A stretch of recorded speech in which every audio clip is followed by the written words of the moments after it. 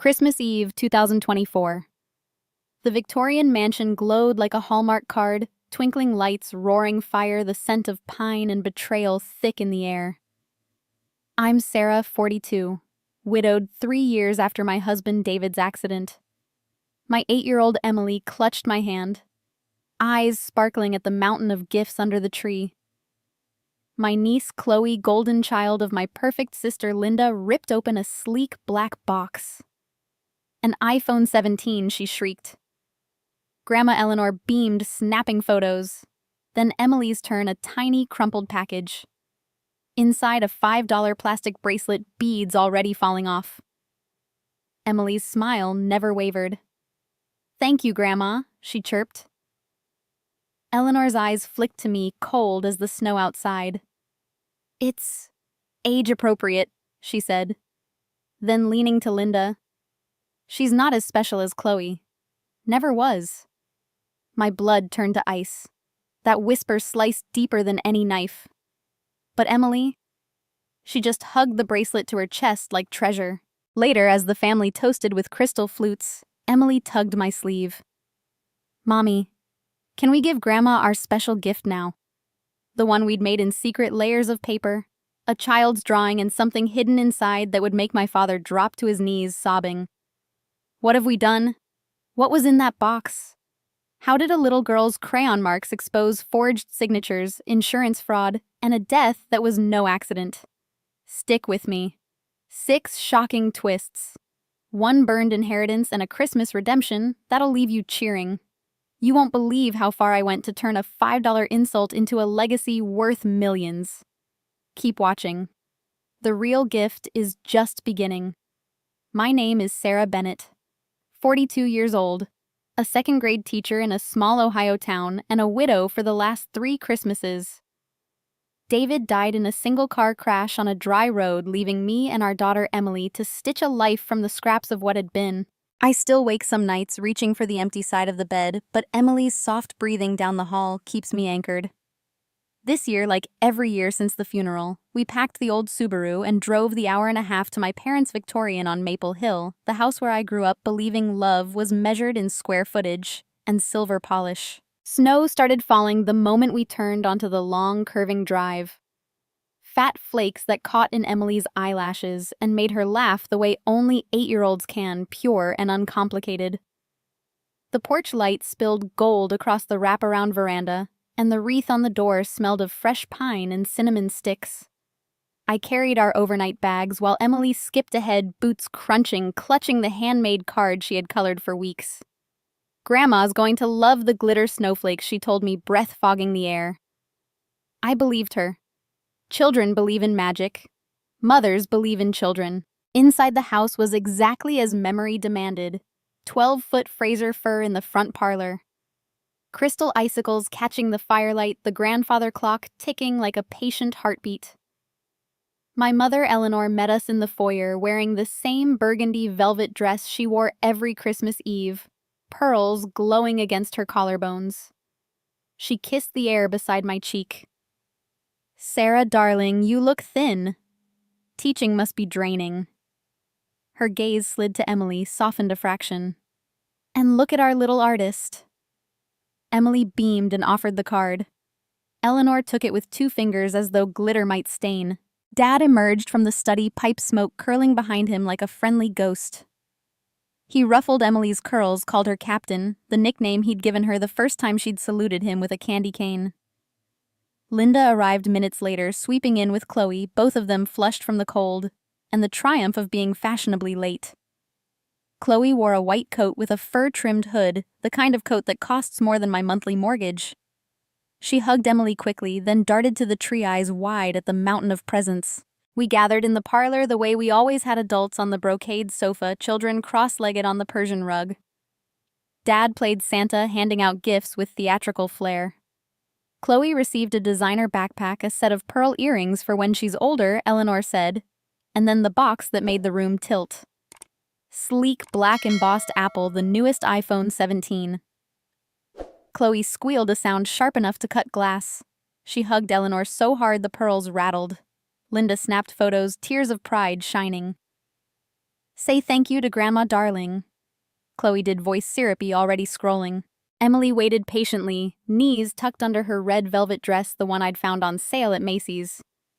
When Dad handed her a small, lumpy package wrapped in last year's paper, she smiled the way she smiles at every gift, as if the wrapping itself were the present. She peeled the tape carefully, saving the bow. Inside lay a plastic bracelet, 5 multicolored beads on an elastic string, the kind you fish out of a dollar store bin. One bead was already loose, rolling across the rug like a runaway marble. Emily's fingers closed around it. "It's so pretty," she whispered, eyes shining with the same gratitude she'd shown for the hand-me-down mittens last year. Eleanor's smile didn't falter, but her eyes flicked to me a quick surgical assessment. "Something simple for a simple girl," she said, loud enough for the room. Linda laughed, a tinkling sound that matched her earrings. Chloe glanced up from her phone long enough to smirk, then returned to her screen. Dad cleared his throat, reached for another gift, but the moment had calcified. I felt it in my chest, a cold weight settling where warmth had been. Emily slipped the bracelet onto her wrist, the elastic snapping against her skin. She held it to the firelight, admiring the way the plastic caught the glow. "Look, Mommy, it's like a rainbow." I nodded, throat tight. Eleanor turned to Linda, voice low but not low enough. "She's not really one of us anymore, is she? Not since she married that man." The words landed between us like frostbite. Linda's reply was lost under the crackle of the fire, but her nod was unmistakable. I stood to help Dad with the cocoa, needing distance, needing air. In the hallway, the grandfather clock struck 7. Emily's laughter floated behind me, bright and unbroken. She hadn't heard. Children hear what they want to hear. I passed the kitchen doorway and paused. Eleanor's voice again, softer now, conspiratorial. "The girl will be fine. Chloe's the one with potential." Linda murmured agreement. I pressed my back to the wall, heart hammering against my ribs. Potential. As if love were a stock portfolio. When I returned, Emily was showing Chloe how the bracelet stretched. Chloe wrinkled her nose. "It's kind of babyish," she said, not unkindly, just honestly. Emily's smile dimmed for the first time all evening. She looked at me uncertain. I forced my own smile, the one I'd perfected in parent-teacher conferences when a child's drawing was called abstract instead of beautiful. "It's perfect," I told her. "Rainbows are for everyone." Later, after the dishes were done and the adults lingered over brandy, Emily fell asleep on the window seat, bracelet still on her wrist, moonlight turning the cheap beads into tiny moons. I covered her with the afghan my grandmother had knitted. Eleanor watched from the doorway, expression unreadable. "She'll outgrow it," she said. I wasn't sure if she meant the bracelet or Emily herself. Dad retreated to his study, the door closing with a soft click. Linda and Chloe left for the guest cottage phone, glowing in Chloe's hand like a talisman. The house settled into its nighttime creaks. I stood in the parlor, staring at the tree. One ornament caught my eye, a delicate glass sphere David and I had bought on our honeymoon in Venice. It hung lower than the others, as if bowing under invisible weight. Emily stirred, murmuring in her sleep. I knelt beside her, brushing curls from her forehead. The bracelet had slipped down to her elbow, the loose bead finally fallen. It lay on the cushion like a discarded tear. I picked it up, rolling it between my fingers. $5. That was the price of my daughter's worth in my mother's eyes. I tucked the bead into my pocket, a tiny, hard promise. Outside, snow kept falling, erasing footprints covering the world in hush. Inside, something shifted, quiet as a heartbeat. I looked at Emily's sleeping face, innocent, trusting, and felt the first stirrings of a plan. Not loud, not yet, but steady. But the moment I saw what was inside that tiny box, I stopped breathing. The breath I had been holding slipped out in a slow, trembling ribbon as Emily's fingers closed around the plastic beads. She held the bracelet up to the firelight, tilting her wrist so the colors flashed like cheap carnival glass. "Mommy, look, it's stretchy," she said, voice bright with wonder. I managed a nod, but the room had tilted the walls, pressing closer, the scent of cinnamon suddenly cloying. Eleanor turned away to refill her sherry, the crystal decanter catching the flames in a way that made her diamonds look like drops of frozen blood. I busied myself gathering the torn wrapping paper, folding it into neat squares the way my mother had taught me decades ago. The ritual steadied my hands, if not my heart. Emily scampered to the mirror over the mantel, admiring her new treasure. Chloe, already bored with her phone, glanced over. "That's my old one," she announced, matter-of-fact thumbs still scrolling. "I wore it when I was like 6. The words landed softly, but they struck me like thrown gravel. Emily's reflection faltered for a heartbeat, then she smiled wider, as if the bracelet had just gained value by association. Eleanor returned, noticing the exchange. She set her glass down with a delicate clink. "Oh, darling, it's sentimental," she said, reaching for Chloe's wrist to display an identical band. Only this one gleamed with real pearls and a tiny engraved tag. "See, I had it cleaned and polished for Emily. A family tradition." The lie slid out smooth as silk, but I saw the flicker in her eyes, the quick calculation. Chloe shrugged, uninterested already, back to her screen. Emily's fingers traced the plastic beads, again slower now, as though testing their weight. I carried the stack of crumpled paper toward the kitchen, needing motion, needing distance. The hallway was dim lit only by the sconce above the console table where the mail usually piled. Dad had left his coat draped over the chair, the wool still holding the chill from outside. As I passed, a folded sheet slipped from the pocket and fluttered to the rug like a wounded bird. I bent to retrieve it, meaning only to tuck it back, but the letterhead caught the light: First National Bank Trust Division. David's name leapt out at me in bold type, followed by a string of numbers that made my pulse stutter. I should have left it. Instead, I unfolded the page just enough to read the header: Temporary hold on shares, Bennett Family Enterprises. The date beneath David's printed name was 2 weeks after the crash. My knees weakened. I pressed the paper flat against my thigh, scanning the fine print, the legal jargon swimming. Footsteps approached Eleanor's heels, clicking on the hardwood. I folded the document quickly, slid it into the pocket of my cardigan, and straightened as she appeared in the doorway. "Sarah, you're hovering," she said, voice honeyed with impatience. "The caterers will handle the rest." She reached past me to smooth Dad's coat, her perfume sharp with gardenias. Linda joined her wine glass in hand, the two of them framed in the golden light like a portrait of entitlement. "Honestly, Mother let her feel useful," Linda murmured, not quite under her breath. Eleanor's laugh was soft conspiratorial. "She's not really one of us anymore, not since she chose that life." The words were the same ones I'd overheard earlier, but colder now, deliberate, meant to wound. I stood there, paper burning against my ribs, and felt something inside me calcify. Not anger, not yet. Something quieter, more dangerous. A vow. Emily's laughter drifted in from the parlor, high and clear, untouched by the venom. I pictured her small wrist circled by that discarded trinket, the way she'd thank them with her whole heart. My daughter, who still believed grandmothers hung the moon. I would not let them dim her light. Back in the kitchen, I set the wrapping paper in the recycling bin, movements precise. The caterers had left. Only the faint clatter of dishes remained. I opened the drawer where Eleanor kept the good stationery, the heavy cream stock embossed with her monogram. My fingers found a pen, the weight of it familiar from childhood thank you notes. I wrote nothing yet, only held it, feeling the balance. A plan, still formless, began to take shape like frost spreading across a window pane. Emily appeared in the doorway, barefoot, bracelet glowing against her skin. "Mommy, can I help?" she asked, reaching for a plate. I knelt, smoothing her curls. "You already are, sweetheart," I told her.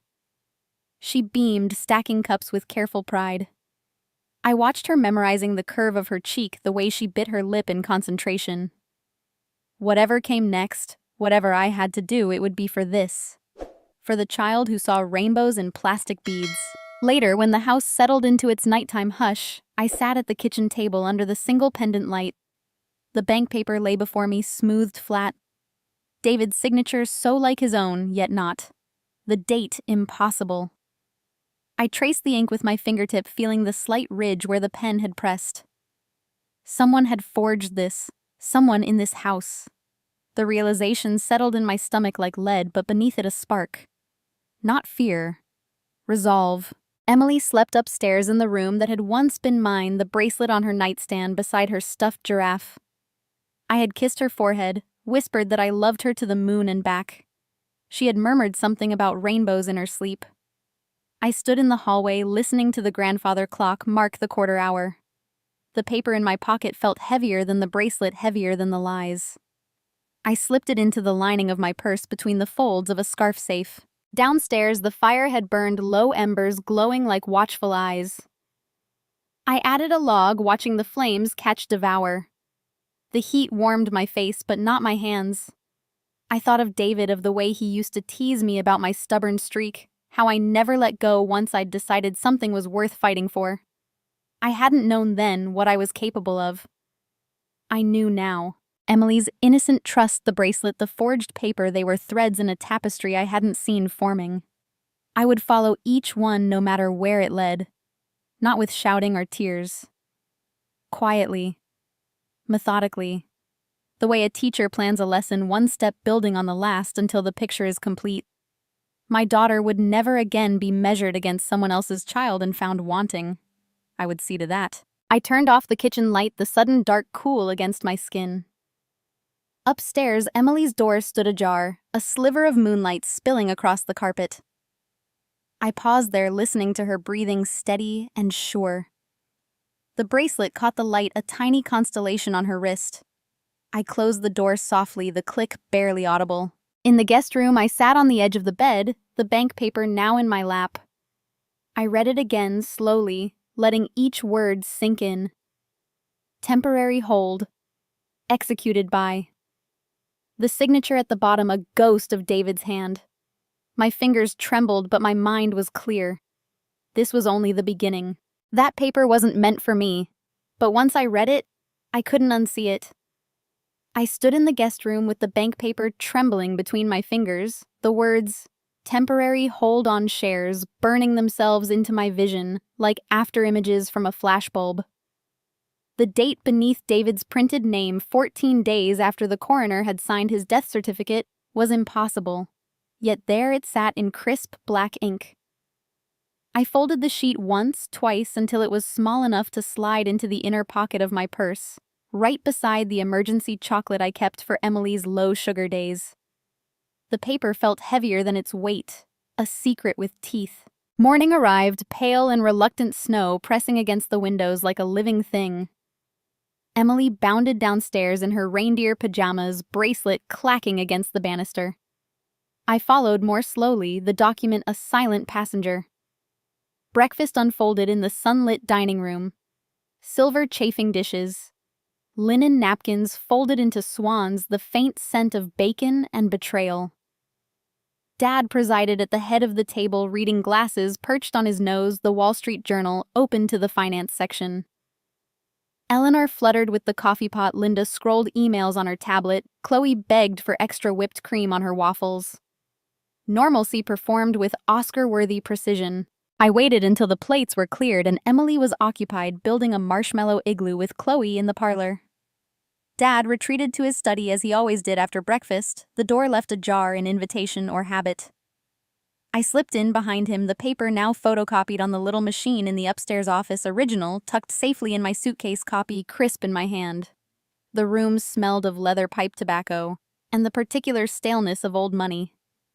Bookshelves rose to the ceiling, law volumes and golf trophies sharing space like uneasy neighbors. He looked up from his ledger, surprise flickering across his patrician features. Sarah. Everything all right?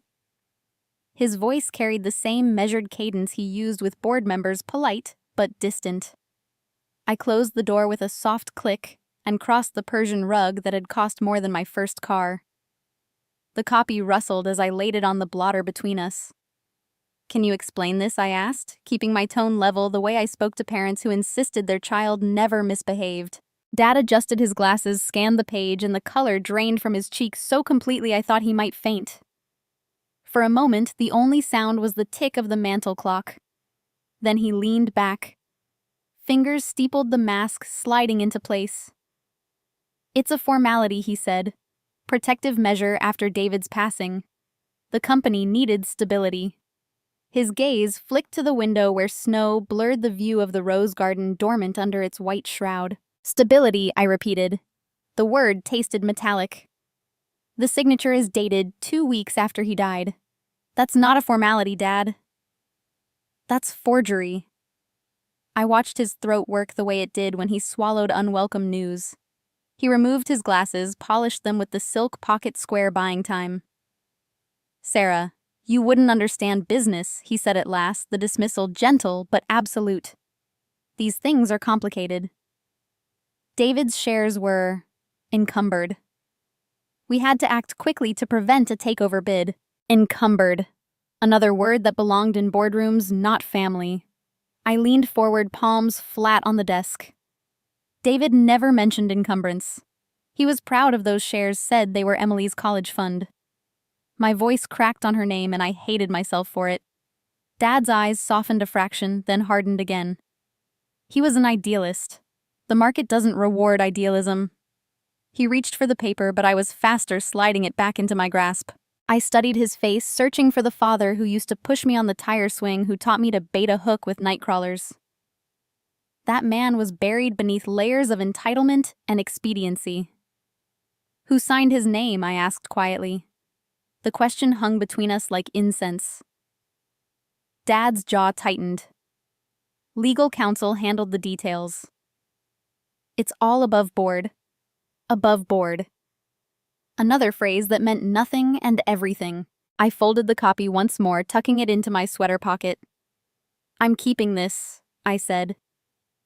He started to protest, but I was already moving toward the door. My hand closed around the brass knob, cool and solid. "Merry Christmas, Dad." The words tasted like ash, but I delivered them with a smile I didn't feel. Back in the hallway, I pressed my back to the wall, heart hammering against my ribs. The house sounded different now, every creak an accusation. I slipped into the powder room, locked the door, and unfolded the photocopy under the vanity light. The signature stared up at me, David's looping D, the flourish on the T, but the pressure was wrong, too light, too careful. A practiced imitation. Someone had studied his handwriting, traced it like a child, copying cursive.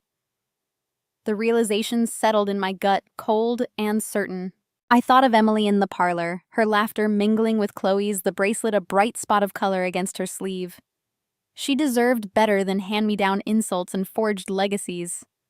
I deserved answers. The spark that had flickered last night ignited steady and blue. I would not storm or accuse, not yet. I would gather, watch, wait. Teachers excel at patience. We plant seeds and trust the seasons. Footsteps passed in the hall. Linda's brisk stride. Eleanor's softer shuffle. I flushed the toilet for cover, washed my hands, slowly studying my reflection. The woman in the mirror looked composed, eyes bright with unshed tears. I dried my hands on the monogrammed towel, then returned to the parlor. Emily waved me over, proud of her marshmallow village. "Look, Mommy. The igloo has a door." I knelt, admiring her creation, the way the sugar cubes gleamed like ice. Chloe offered me a miniature candy cane flag. For a moment, the world righted itself. Dad emerged from his study, eventually face-composed, pipe clenched between his teeth. He ruffled Emily's hair, called her captain, avoided my gaze. Lunch was announced, prime rib, Yorkshire pudding, the works. We gathered around the table, crystal sparkling conversations, skimming safe topics. Chloe's upcoming piano recital, Linda's charity gala, the neighbor's new Tesla. I smiled past the gravy, memorized every nuance. The photocopy rested against my heart like a second pulse. After lunch, the adults retreated for naps or football.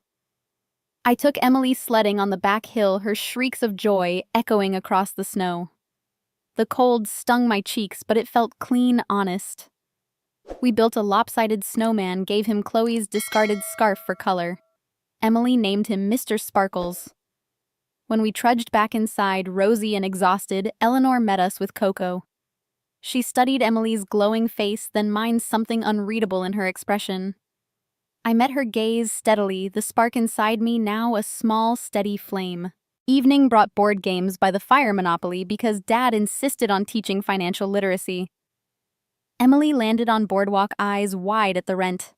I watched Dad explain mortgages and hotels, his voice patient, almost tender. The irony tasted bitter. When Emily bankrupted Chloe with a well-placed hotel, Dad chuckled, pride softening his features. For a moment, I saw the grandfather he could be. Then he glanced at the photocopy's absence on the table, and the mask slipped back into place. Bedtime came early for Emily, her eyelids drooping over a chapter of The Secret Garden. I tucked her in the bracelet now on the nightstand beside a glass of water. She caught my hand. "Mommy, is Grandpa mad at me?" The question sliced clean through me.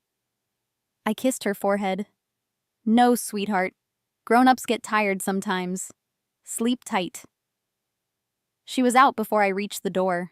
Downstairs, the house was quiet, only the fire's low crackle and the occasional pop of settling wood. I sat at the kitchen island with a cup of chamomile, the photocopy spread before me under the pendant light.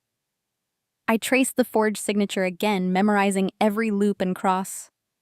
Somewhere in this house, the original existed, probably locked in Dad's safe behind the oil painting of his father. I would find it. I would understand every detail he claimed I couldn't. The flame inside me burned brighter, not with rage, but with purpose. David had trusted this family with his legacy, with our daughter's future. They had taken it, twisted it, hidden it behind signatures and lies. I thought of Emily's snowman melting slowly under the porch light and felt the same determination. I would not melt. I would endure. I didn't understand business, but I understood betrayal. The morning after Christmas dawned brittle and bright, the kind of light that turns every snowflake into a prism. I stood at the kitchen sink, rinsing Emily's cocoa mug, the photocopy of the forged document tucked inside a sealed envelope in my purse, when my phone vibrated against the granite counter. The caller ID read Harrison and Lowe, attorneys at law. My pulse skipped. David's estate had been settled years ago. I dried my hands on the dish towel and answered, "Mrs. Bennett. Margaret Lowe. I apologize for the holiday intrusion." Her voice was crisp, Midwestern, the same tone she'd used when reading David's will to a room of stunned relatives. "A conditional codicil in your late husband's estate has just activated. I need you to come to the office today." She paused, the silence heavy with implication. "It's time sensitive." I glanced toward the parlor where Emily and Chloe were constructing a blanket fort. Activated how I asked, lowering my voice. Everything was finalized. Apparently not everything. Another pause. "Bring identification. And come alone." An hour later, I was in the Subaru, heat blasting against the sub-zero air. The envelope with the photocopy riding shotgun like a silent accomplice. The law office sat in a brick building downtown, holiday wreath still hanging crookedly on the door. Margaret met me in the lobby, silver hair pulled into a severe bun, eyes sharp behind rimless glasses. She led me past the reception desk to a small conference room that smelled of lemon polish and old paper. On the table lay a manila folder and a tiny black USB drive, no longer than my thumbnail. "David left this with us 3 years ago," she said, sliding the folder toward me. "The codicil states that if any party specifically, your father makes a material misrepresentation regarding the disposition of David's shares in Bennett Family Enterprises, the sealed contents are to be released to you immediately." She tapped the USB. "Your father's statement yesterday triggered it." I stared at the drive, a cold knot forming in my stomach. He knew, I whispered. David knew they might lie. Margaret's expression softened a fraction. "He was meticulous. Said he wanted to protect you and Emily from family politics." She produced a legal pad. "I'll need you to sign receipt. You can view the contents here or take it home.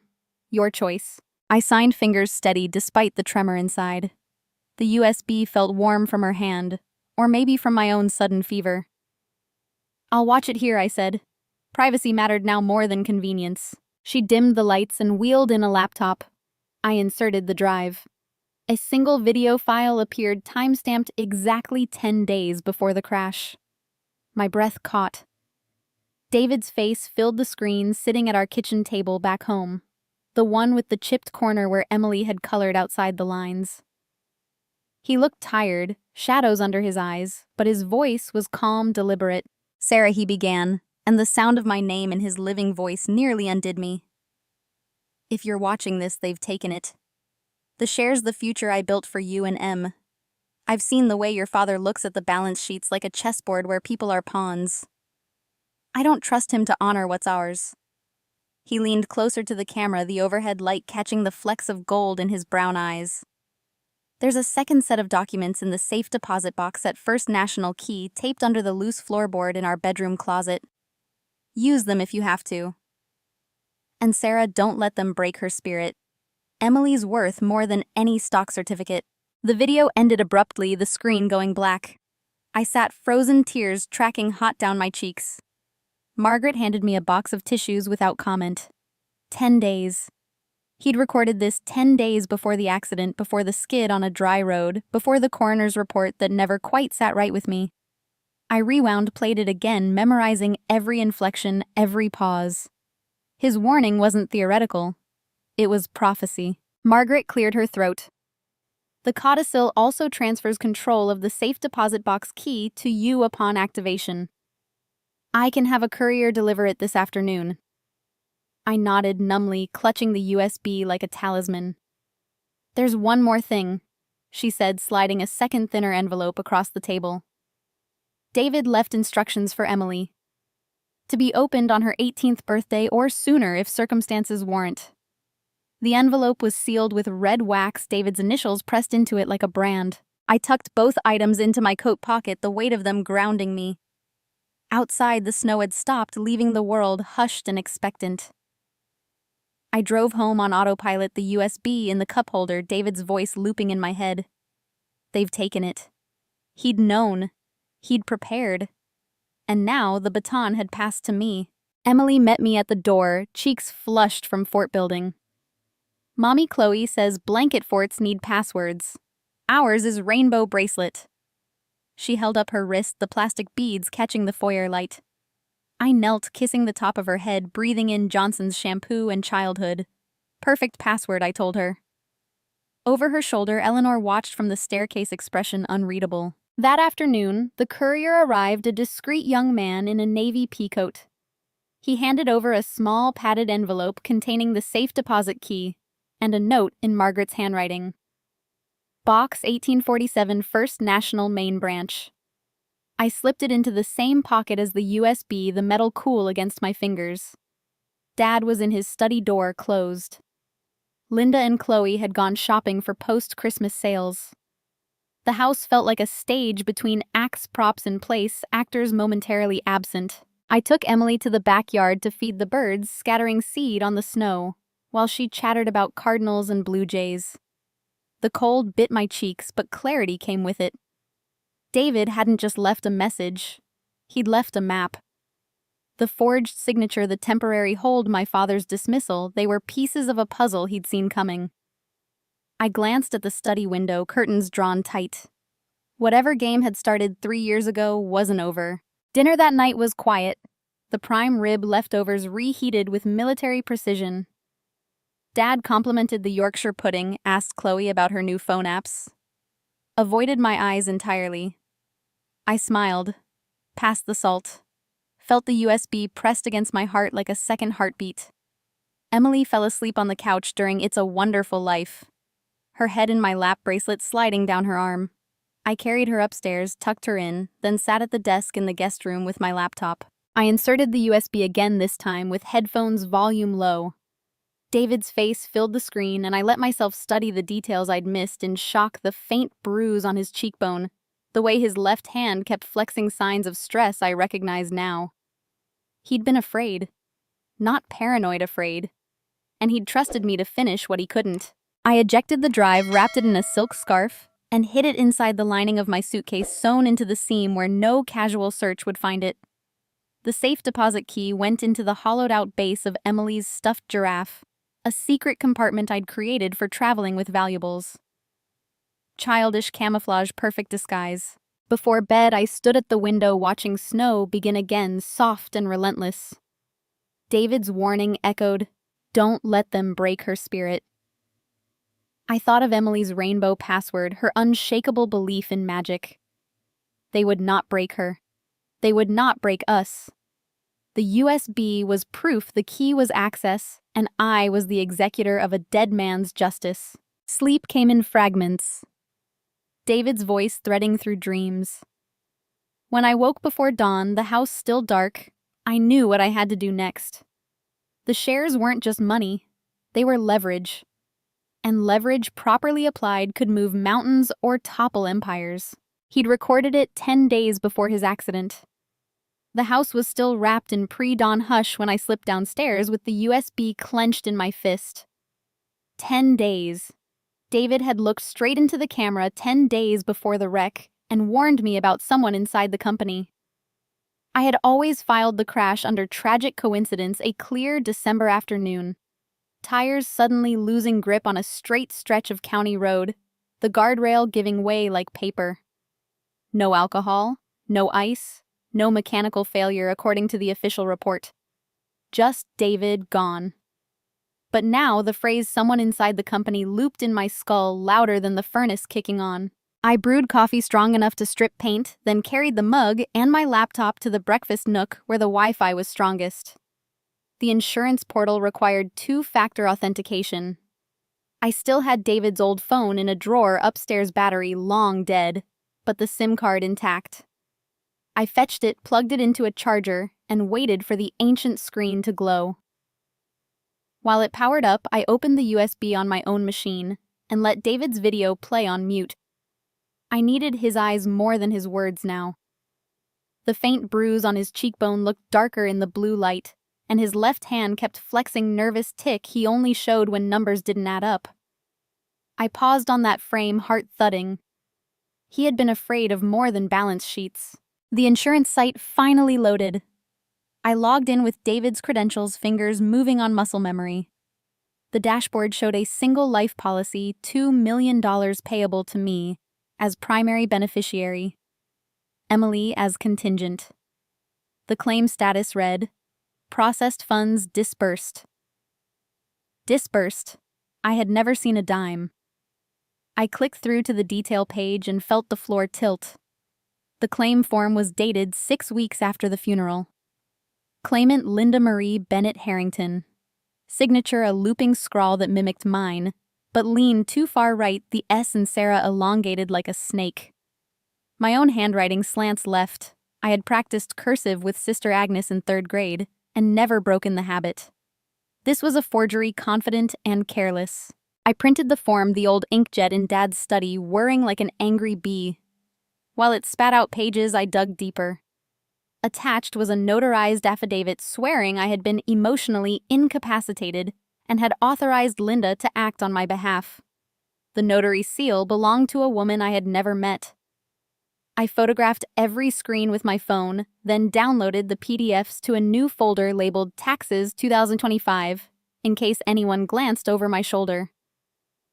Methodical, quiet, the way I graded spelling tests. Red pen, no emotion. Upstairs, Emily's door stood ajar. She slept on her stomach, one arm dangling off the mattress bracelet, glinting in the nightlight's glow. I eased the door shut and returned to the kitchen. The printed claim lay beside the cooling coffee. I spread the pages like tarot cards. Linda's address was listed as the payout destination, her condo in the city. Not my little house with the leaky gutter. $2 million rerouted while I was still learning how to file taxes as a widow. The betrayal tasted metallic like blood under the tongue. I opened a browser tab and searched the accident report, public record, easy enough. The responding officer had noted no skid marks consistent with evasive action, which always puzzled me. David was a cautious driver. He braked for squirrels. The tow company photos showed the passenger side, crumpled driver's side, oddly pristine, as if the car had been T-boned at low speed, then pushed.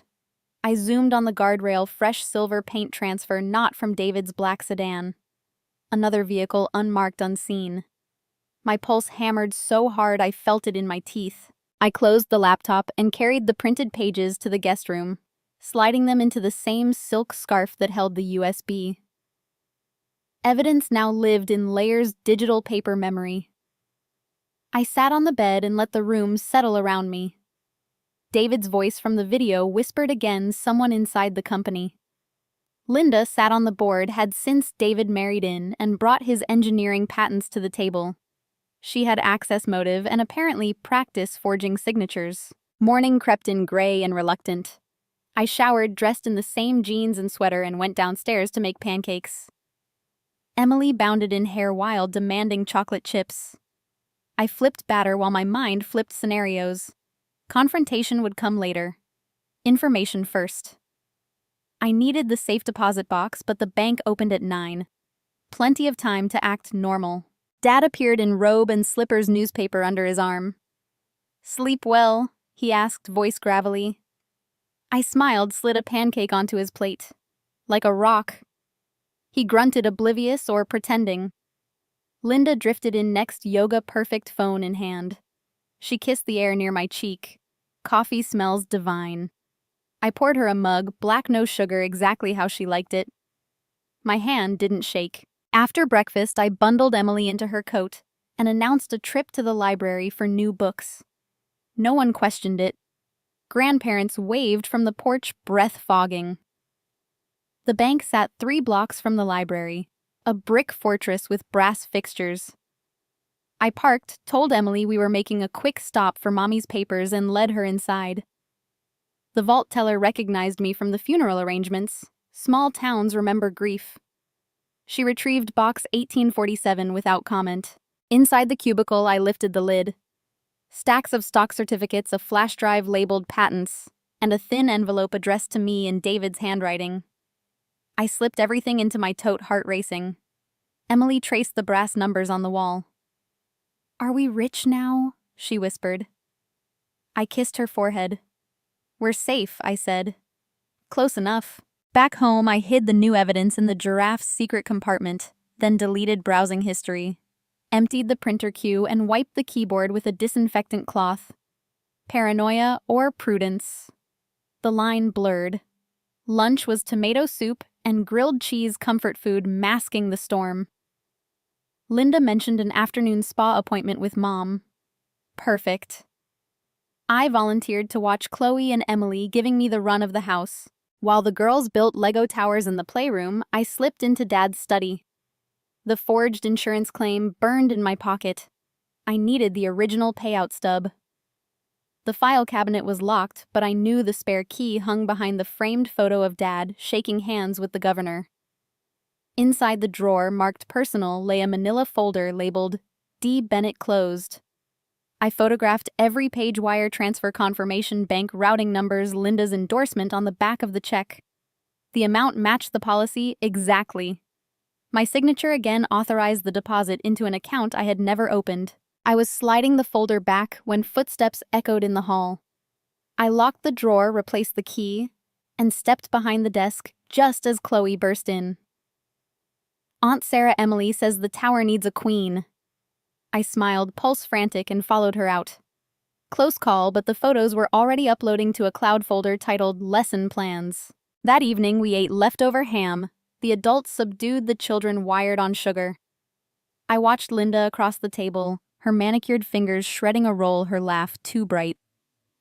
She had cashed in on David's death while I cashed sympathy cards. The dry road crash, the missing skid marks, the silver paint transfer, they weren't coincidences. They were cover. Bedtime found Emily curled against me, bracelet pressed to my cheek. I kissed her temple and whispered, "Daddy's watching over us." She sighed in her sleep, trusting. I lay awake long after piecing the timeline video forgery payout crash. Someone inside the company had wanted David silent. Linda had the means and the signature. I reached for my phone, opened the insurance photos, zoomed on the claimant line. The looping S, the elongated tail.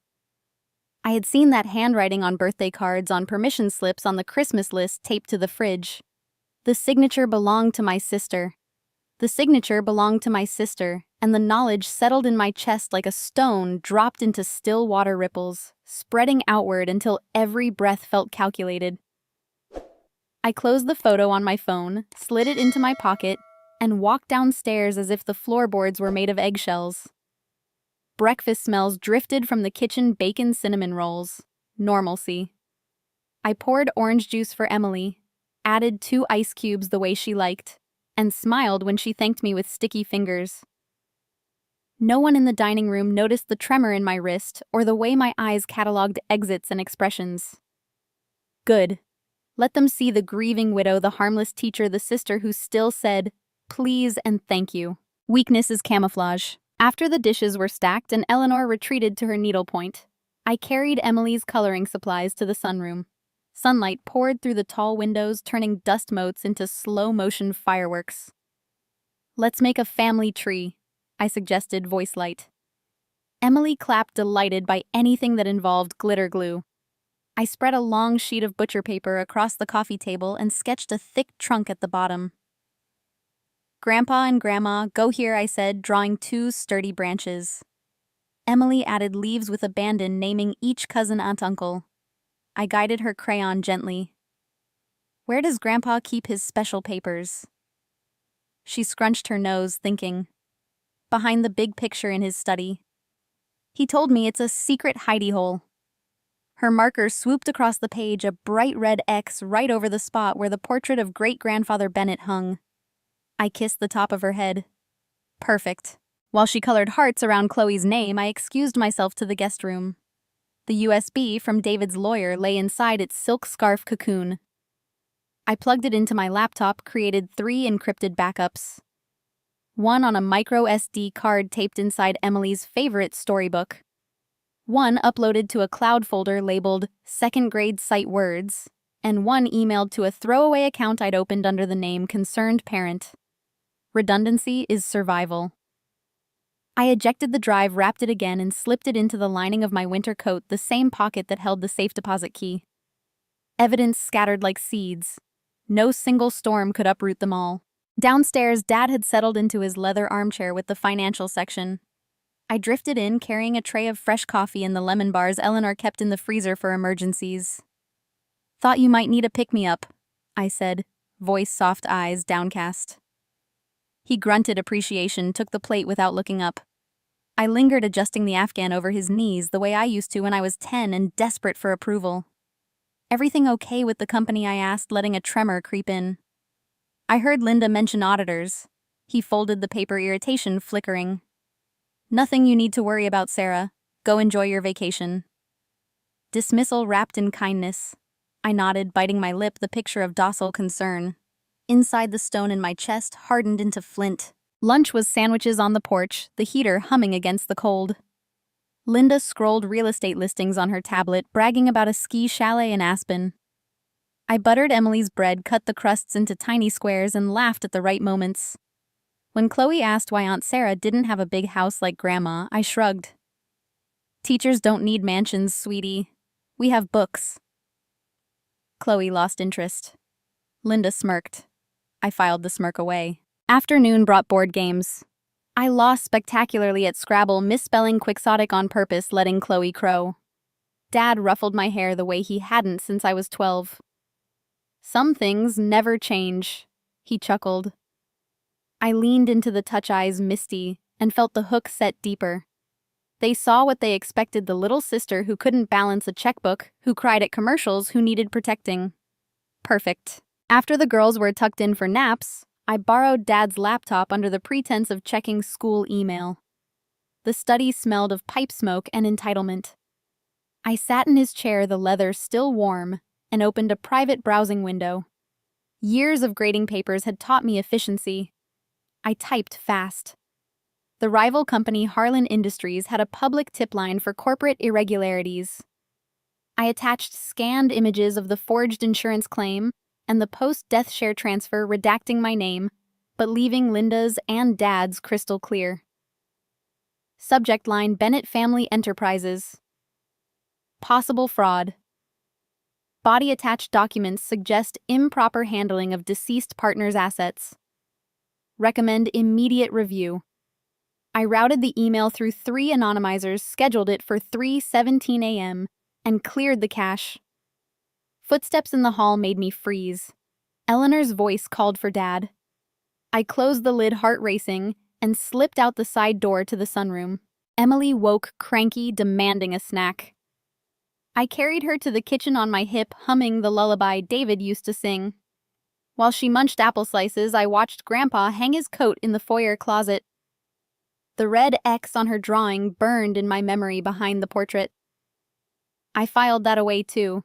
Dinner was roast chicken conversation drifting to Chloe's upcoming dance recital. I complimented Linda's new highlights, asked about her trainer, laughed when she bragged about spin class. Every compliment was a breadcrumb leading them farther from suspicion.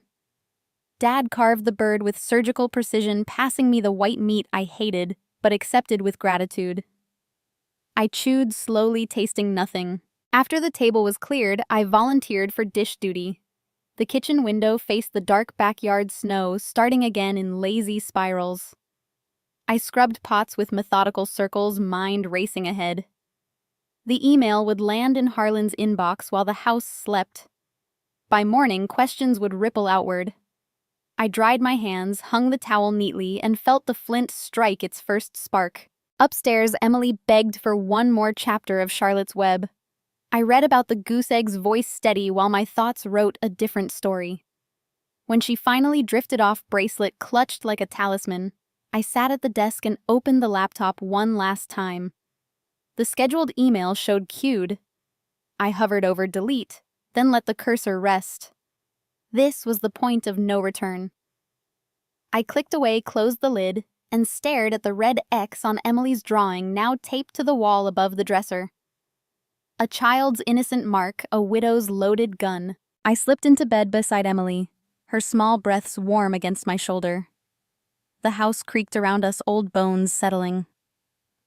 Somewhere down the hall, Linda laughed at something on television. Dad's study light glowed under the door. I lay awake, cataloging every detail, the forged payout, the red X, the email ticking like a bomb.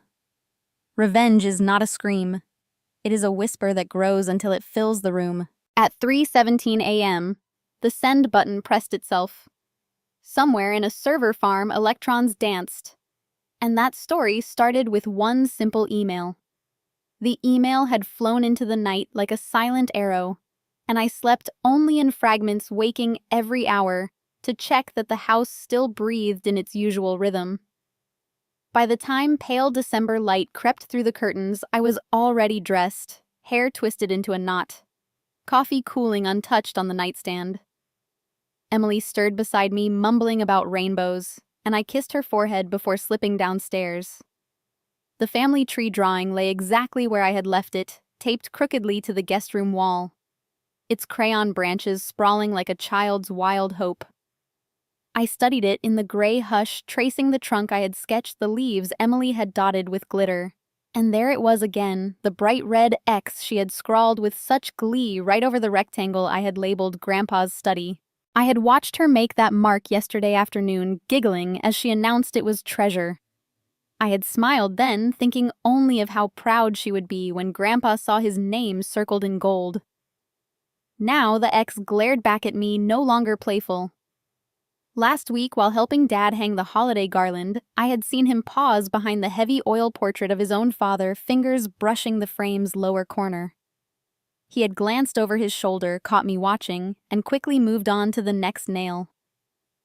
At the time, I had thought nothing of it. Old houses have quirks, and old men have habits. But Emily's X sat precisely where his hand had lingered, a perfect overlay. My pulse began to drum. I lifted the drawing from the wall, tape peeling with a soft rip, and carried it to the window where the light was stronger. The paper was cheap newsprint, the kind that drank crayon wax and held every ridge. I turned it sideways, then upside down, but the X stayed centered on the study wall, its arms uneven, one slightly longer, the way Emily always drew when she was excited. I pressed the sheet flat against the glass, and the morning sun revealed faint indentations beneath the red, the ghost of a rectangle, the outline of a safe door. She must have seen Grandpa open it, must have watched from the hallway while he thought she was busy with blocks. Children notice everything adults assume is invisible. I laid the drawing on the dresser and stared at it until the lines blurred. No USB, no forged document, No anonymous tip could match the purity of this evidence, a child's art, innocent and irrefutable. If the safe behind that portrait held the original share transfer, the real payout stub, or my breath caught something that explained the crash, then Emily had handed me the key without knowing it. I reached for my phone, hands trembling now, and opened the camera. The shutter clicked once, twice, 3 times, capturing every angle, every glitter speck, every wobbly letter of Grandpa beneath the X. I zoomed on the mark itself, the wax so thick it cast a tiny shadow, and felt my heart race like a trapped bird against my ribs. Footsteps sounded in the hall. Linda's brisk tread heading for coffee. I folded the drawing carefully, slid it into the manila envelope I had used for school permission slips, and tucked the envelope inside my sweater against my skin. The phone went into my pocket, photos already uploading to the cloud folder, disguised as Emily's artwork. I stepped into the bathroom, flushed the toilet for cover, and stared at my reflection. The woman in the mirror looked calm, cheeks flushed from cold eyes, bright with something that might have been fear or triumph. I practiced a smile, the same one I gave parents on conference day, and went downstairs. Emily was already at the table legs, swinging syrup on her chin. "Mommy, can we show Grandpa my picture?" she asked, mouthful of pancake. I smoothed her hair. "After breakfast, sweetie. Let's surprise him." Dad shuffled in robe, cinched tight newspaper tucked under his arm. He ruffled Emily's curls, called her captain, and poured coffee without meeting my eyes. I buttered toast, cut it into soldiers, and watched him settle at the head of the table like a king, unaware his throne was rotting. The morning unfolded in ordinary slices, dishes, clinking, Chloe begging for screen time. Eleanor planning a trip to the garden center for poinsettias. I moved through it all with deliberate slowness, refilling juice glasses, wiping counters, laughing at the right jokes. Inside the envelope, burned against my ribs, the X, a brand. When Dad announced he had calls to make and disappeared into his study, I felt the hook set deeper. Emily tugged my sleeve. "Now," she whispered. I nodded, heart hammering. We found him at his desk, phone to his ear, gesturing vaguely at spreadsheets. Emily marched forward, drawing held high like a battle standard. "Grandpa, look what I made." He ended the call with a brisk, "I'll handle it," and turned smile automatic. I watched his face as Emily unfolded the paper on his blotter, the red X landing exactly where the portrait hung behind him. His eyes flicked to the mark, then to me, a flash of something, recognition alarm gone as quickly as it came. "Very creative, Captain," he said, voice steady. He lifted her onto his knee, but his hand trembled slightly as he traced the trunk. "Family is everything." Emily beamed, oblivious. I stood in the doorway, arms loose at my sides, the envelope hidden beneath my sweater. "She worked so hard," I said softly. "Every detail." Dad's gaze met mine over her head, and for a moment the air between us crackled. Then Eleanor called from the hall about lunch reservations, and the moment shattered.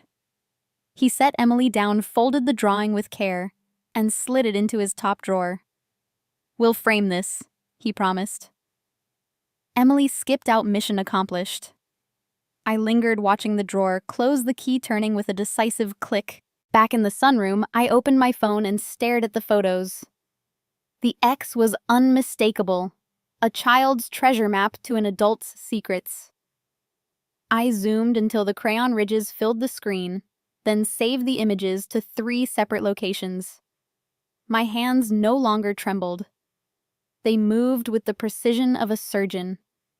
I slipped the phone away and went to help Emily choose a sweater for lunch. The drawing was gone, but its ghost lived in pixels and memory. Lunch was quiche at the club, linen napkins, hushed voices. I smiled at the waiter, ordered salad, and watched Dad check his phone every 5 minutes. Harlan Industries would have received the email by now. Auditors would be circling.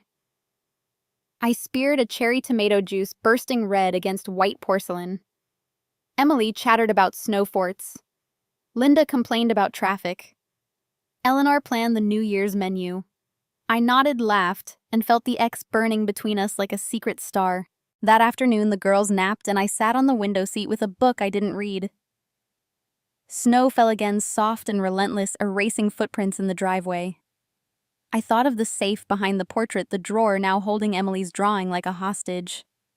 Dad had taken the bait. He would move whatever was inside, or he would leave it thinking a child's scribble was harmless. Either way, I had the map. I closed the book, pressed my palm to the cool glass, and felt the future shift beneath my feet. Evening brought cocoa and carols. The family gathered around the piano while Chloe plinked out jingle bells. I stood behind Emily, hands on her shoulders, and watched Dad's reflection in the window. He smiled, sang off key, but his eyes kept drifting to the study door. I sang too, voice blending with the others, and felt the rhythm of a different song entirely. The X was no longer on paper. It was etched in my mind, a beacon. Bedtime came with stories and kisses. Emily fell asleep, clutching her giraffe, the one with the hidden compartment. I sat beside her, stroking her hair, and listened to the house settle. Somewhere down the hall, a drawer opened and closed. Footsteps soft, deliberate. I smiled into the dark.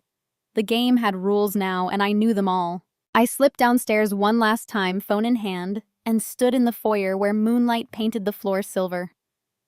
I opened the photos again, the red X glowing like a wound. My heart raced, but not with fear. With certainty. A child's crayon mark was about to open Pandora's box. The morning after I stood in the moonlit foyer, the house woke to the smell of panic beneath the coffee.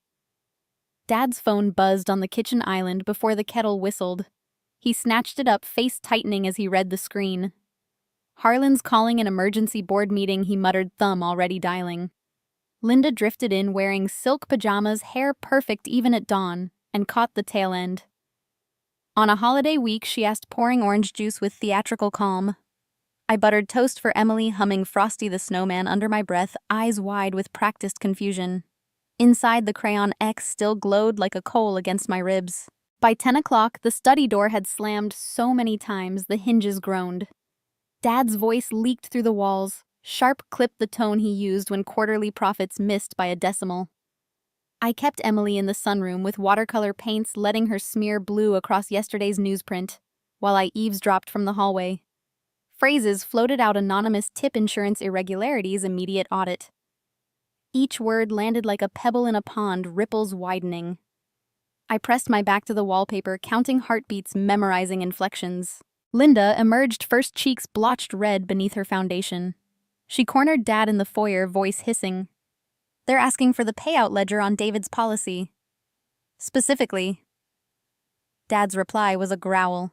Then give them the ledger. I stepped into view, carrying a tray of cocoa steam, curling like question marks. Everything okay? I asked, voice small. Linda whirled, eyes narrowing. It's nothing you need to worry about, Sarah. Go back to your finger paints. I nodded, biting my lip, and retreated.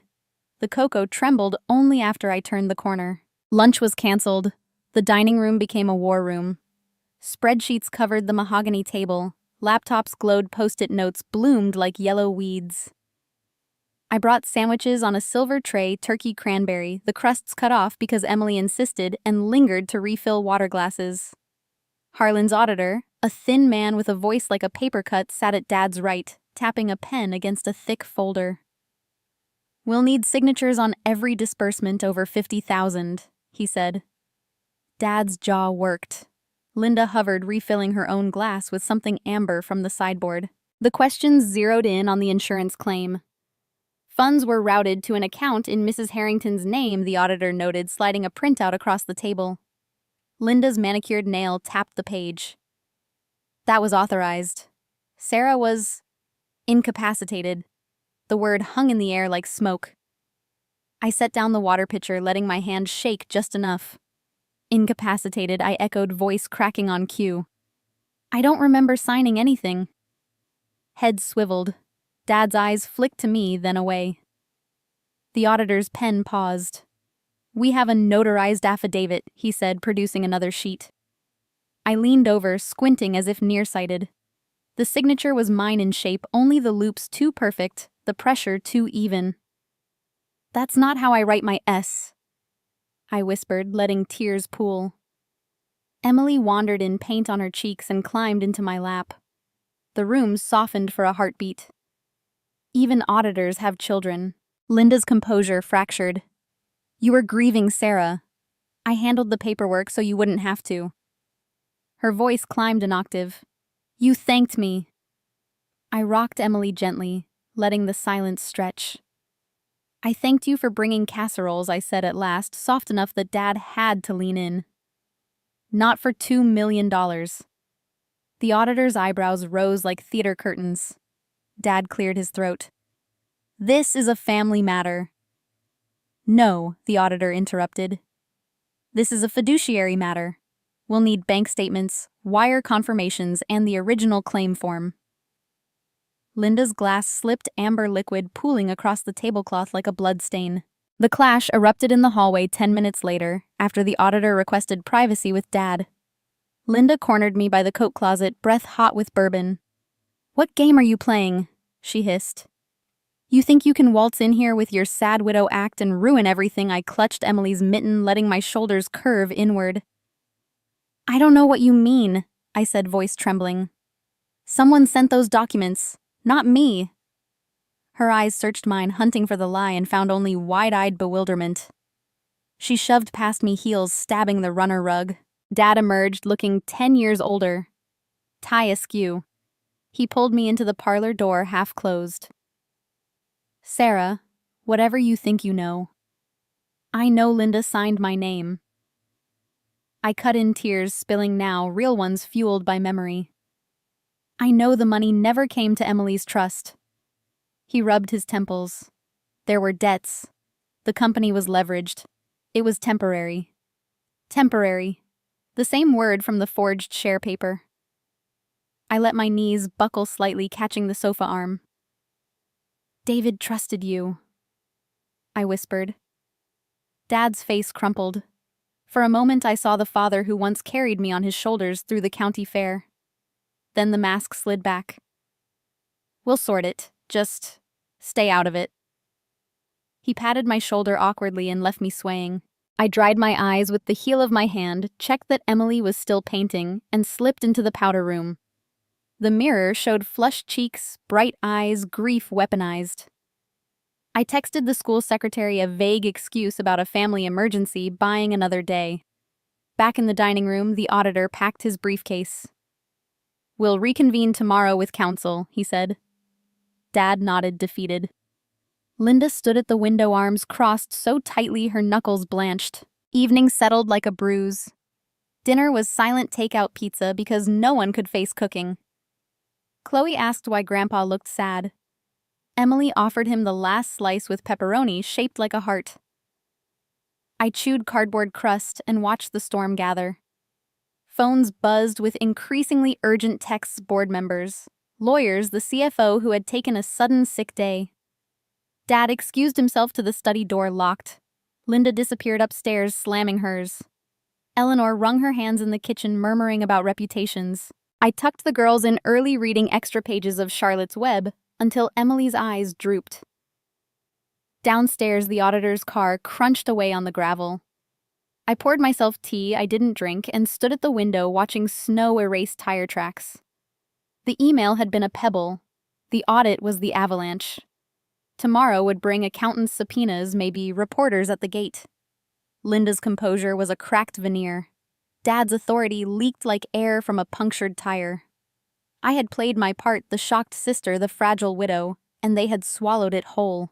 In the quiet, I felt the dominoes tip one after another, gathering speed. The insurance fraud was only the first tile. Behind it lay the shares, the crash, the safe I now knew how to find. I set the untouched tea on the counter and climbed the stairs, each step deliberate. The real storm hadn't hit it, was just thunder before the lightning. The thunder rolled for 3 more days, a low growl that never quite broke into rain. Auditors came and went in dark sedans, their briefcases heavy with questions. Dad's study became a bunker door, locked, blinds drawn, phone pressed to his ear until his voice cracked. Linda paced the upstairs hall like a caged panther, nails, tapping out Morse code on her phone screen. Eleanor fluttered between them with trays of tea and sympathy, her pearls clicking like worry beads.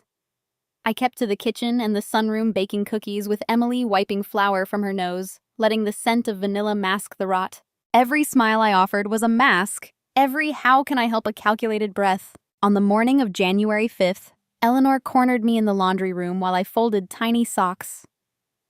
"We need to heal," she announced, voice pitched low so the hum of the dryer swallowed it. Three Kings Day tomorrow. A proper dinner, just family. No auditors, no phones. We'll put this ugliness behind us. Her eyes, the same cornflower blue as mine, pleaded beneath the steel.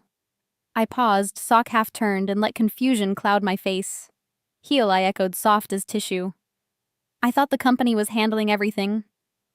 She touched my arm, manicured fingers cool. The company will survive. Families must choose to. I nodded, eyes misting on cue, and she swept out, satisfied, already planning centerpieces. Emily overheard the invitation and begged to make Grandma a gift. We spent the afternoon in the craft room, glue sticks and glitter littering the table like confetti from a happier war. I cut cardboard into a nesting box 3 layers each, smaller than the last painted gold, and tied with red ribbon. Emily decorated the lid with sticker stars and a lopsided crown for the Magi. While she hunted for the perfect bow, I turned the bottom layer over and with a fine-tip pencil etched 4 faint numbers along the inner rim. 1, 8, 4, 7. The safe deposit box number light enough to miss unless you knew to look. I sanded the graphite with my thumb until it was a ghost, then sealed the box with a decoupage of tissue snowflakes. Emily clapped when I pronounced it perfect. "Grandma will love the surprise inside," she crowed. I smiled, throat tight. The surprise was for all of us. Three Kings Day dawned clear and biting. The dining room transformed, white linens, crystal candlesticks, the good china with the gold rim that only emerged for weddings and funerals. Eleanor had roasted a crown, pork apples glazed to amber rosemary sprigs like tiny victory flags. Dad carved with mechanical precision tie, loosened eyes bloodshot. Linda wore black as if attending her own wake, lips painted the same red as the ribbon on Emily's gift. Chloe set the table with military focus, counting forks twice. I floated between kitchen and dining room in a soft gray dress, hair loose, the picture of conciliatory grace. We sat at 6 sharp, the grandfather clock chiming like a referee. Conversation tiptoed around landmines, the weather. Chloe's upcoming spelling bee, Emily's newfound love of origami. I passed the rolls, complimented the glaze, asked Eleanor about her bridge club. Every question was a feather. Every answer a brick in the wall I was building between us. Dad raised his glass, sparkling cider for the girls, Cabernet for the adults, and toasted fresh starts. His hand shook. A single drop of wine bled into the tablecloth like a warning. Emily waited until dessert, individual chocolate torts shaped like crowns before sliding from her chair. "Grandma, I made you something." She presented the box with both hands, ribbon curling like a fuse. Eleanor's face softened, the first genuine expression I'd seen in days. "For me." She untied the bow, lifted the lid, and cooed over the origami camel Emily had folded inside the top layer. "Exquisite, darling." Chloe leaned in, admiring the glitter. Linda managed a tight smile. Dad refilled his glass. Emily bounced on her toes. "There's more." Eleanor set the camel aside and lifted the second layer. Inside lay a tiny crown made of pipe cleaners, and foil, the kind of craft that takes an 8-year-old an hour and a grandmother's heart a second to melt. "Oh, sweetheart," Eleanor murmured, eyes glassy. She hugged Emily close, the box balanced on her lap. I watched the ribbon trail across the tablecloth, watched Dad's gaze flicker to it, watched Linda's knuckles whiten around her fork. The third layer remained, sealed ribbon knotted tight, the faint numbers hidden against the cardboard's underside. Polite applause rippled. I dabbed my lips with the napkin, pulse steady. "Open the last one, Mom," I encouraged, voice honey over gravel. Eleanor hesitated, sensing the shift, but Emily's eagerness was irresistible. She tugged the final ribbon. The box resisted, then gave with a soft click. The room held its breath. Eleanor peered inside, smile faltering. Whatever she saw drained the color from her cheeks. The pipe cleaner crown slipped from her fingers and rolled across the linen like a fallen star. Dad half rose, chair scraping. Linda leaned forward, eyes wide. Chloe whispered. Grandma Emily beamed, oblivious. I sat very still, hands folded in my lap, the mask perfect. Eleanor's lips parted, but no sound came. The candle flames trembled in a draft none of us felt. Tension coiled beneath the polite smiles, thick enough to choke on. Then the second layer of the box clicked open, something none of us expected. And Emily's family tree drawing fluttered onto the white linen like a white flag of surrender. The crayon branches caught the candlelight, but it was the back of the sheet that froze the room. 4 faint pencil numbers, 1847, etched in my own careful hand weeks earlier, now glowing like neon under Eleanor's trembling fingers. Emily had seen Grandpa punch those digits into the safe behind the portrait. She had simply copied what she thought was a game. Eleanor's breath hitched. Dad's carving knife clattered against the platter. Linda's wineglass tipped red, blooming across the cloth like an accusation. I rose slowly, every eye tracking me as if I had grown a second head. Grandma needs help with her gift, I said, voice soft, the same tone I used when a second grader confessed to breaking the class hamster's wheel. Emily beamed, proud of her artwork. I lifted the drawing from Eleanor's lap, turned it over with deliberate calm, and held it to the chandelier so the numbers shimmered. Safe combination, I explained, conversational. Emily watched Grandpa open it last week. She thought it was treasure. Dad lunged halfway out of his chair. Sarah. I met his gaze, unblinking. Shall we see what the treasure is? The question hung like incense. No one moved. Chloe's mouth formed a perfect O. Linda's knuckles went white around her napkin. Eleanor clutched the pipe cleaner crown as if it could shield her. I walked the length of the dining room, drawing in hand heels, clicking a slow countdown on the hardwood. The study door stood ajar. Firelight flickering across the portrait of great-grandfather Bennett, his eyes stern beneath painted brows. I felt the family trail behind me. Dad's heavy tread. Linda's staccato heels. Eleanor's whispery shuffle, the girl's bare feet padding like curious kittens. No one spoke. The air thickened with the scent of roasted pork and dread. I stopped before the portrait, lifted it from its hook with both hands, and set it gently on the rug. The wall safe gleamed dully, a small brass dial above a keypad. I knelt, drawing aligned with the numbers, and spun the dial 1847. The mechanism sighed open with a soft thunk that echoed like a gavel. Inside lay a manila folder, edges curled, and a single lavender envelope sealed with a kiss of wax. Dad reached past me, but I was faster, sliding the folder free. I stood turned to face them, the fire at my back painting us all in hellish orange. Forged contracts, I announced, flipping the folder open. The top sheet was the share transfer, David's signature dated 2 weeks post-mortem, the ink still crisp. Beneath it, the original insurance payout stub, $2 million deposited into an account labeled L. Harrington Discretionary. I held it up between 2 fingers. And this I continued, voice steady as Linda's love letter to her accountant confessing she moved the money before Sarah noticed. Linda made a strangled sound. Dad's face drained to ash. Eleanor sank into the leather wingback pipe cleaner crown crushed in her fist. Chloe whispered, "Mommy."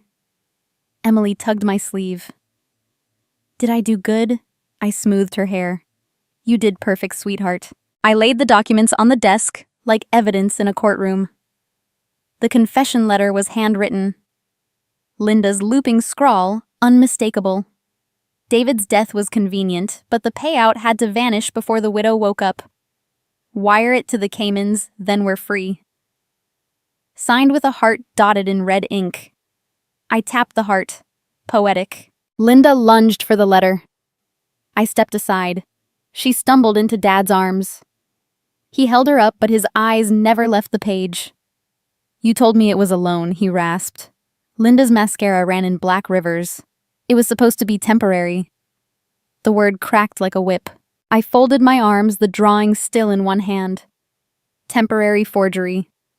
Temporary theft. temporary grief. My voice stayed level, the calm of a teacher correcting a child who has lied about homework. I didn't destroy this family, I said, meeting each gaze in turn. I just turned the lights on. Silence fell thick as the snow outside. The fire popped, sending sparks up the chimney. Chloe began to cry softly. Emily hugged my leg. Dad's shoulders sagged. The king dethroned by crayon and truth. Eleanor's lips moved soundlessly, pearls clicking against her teeth.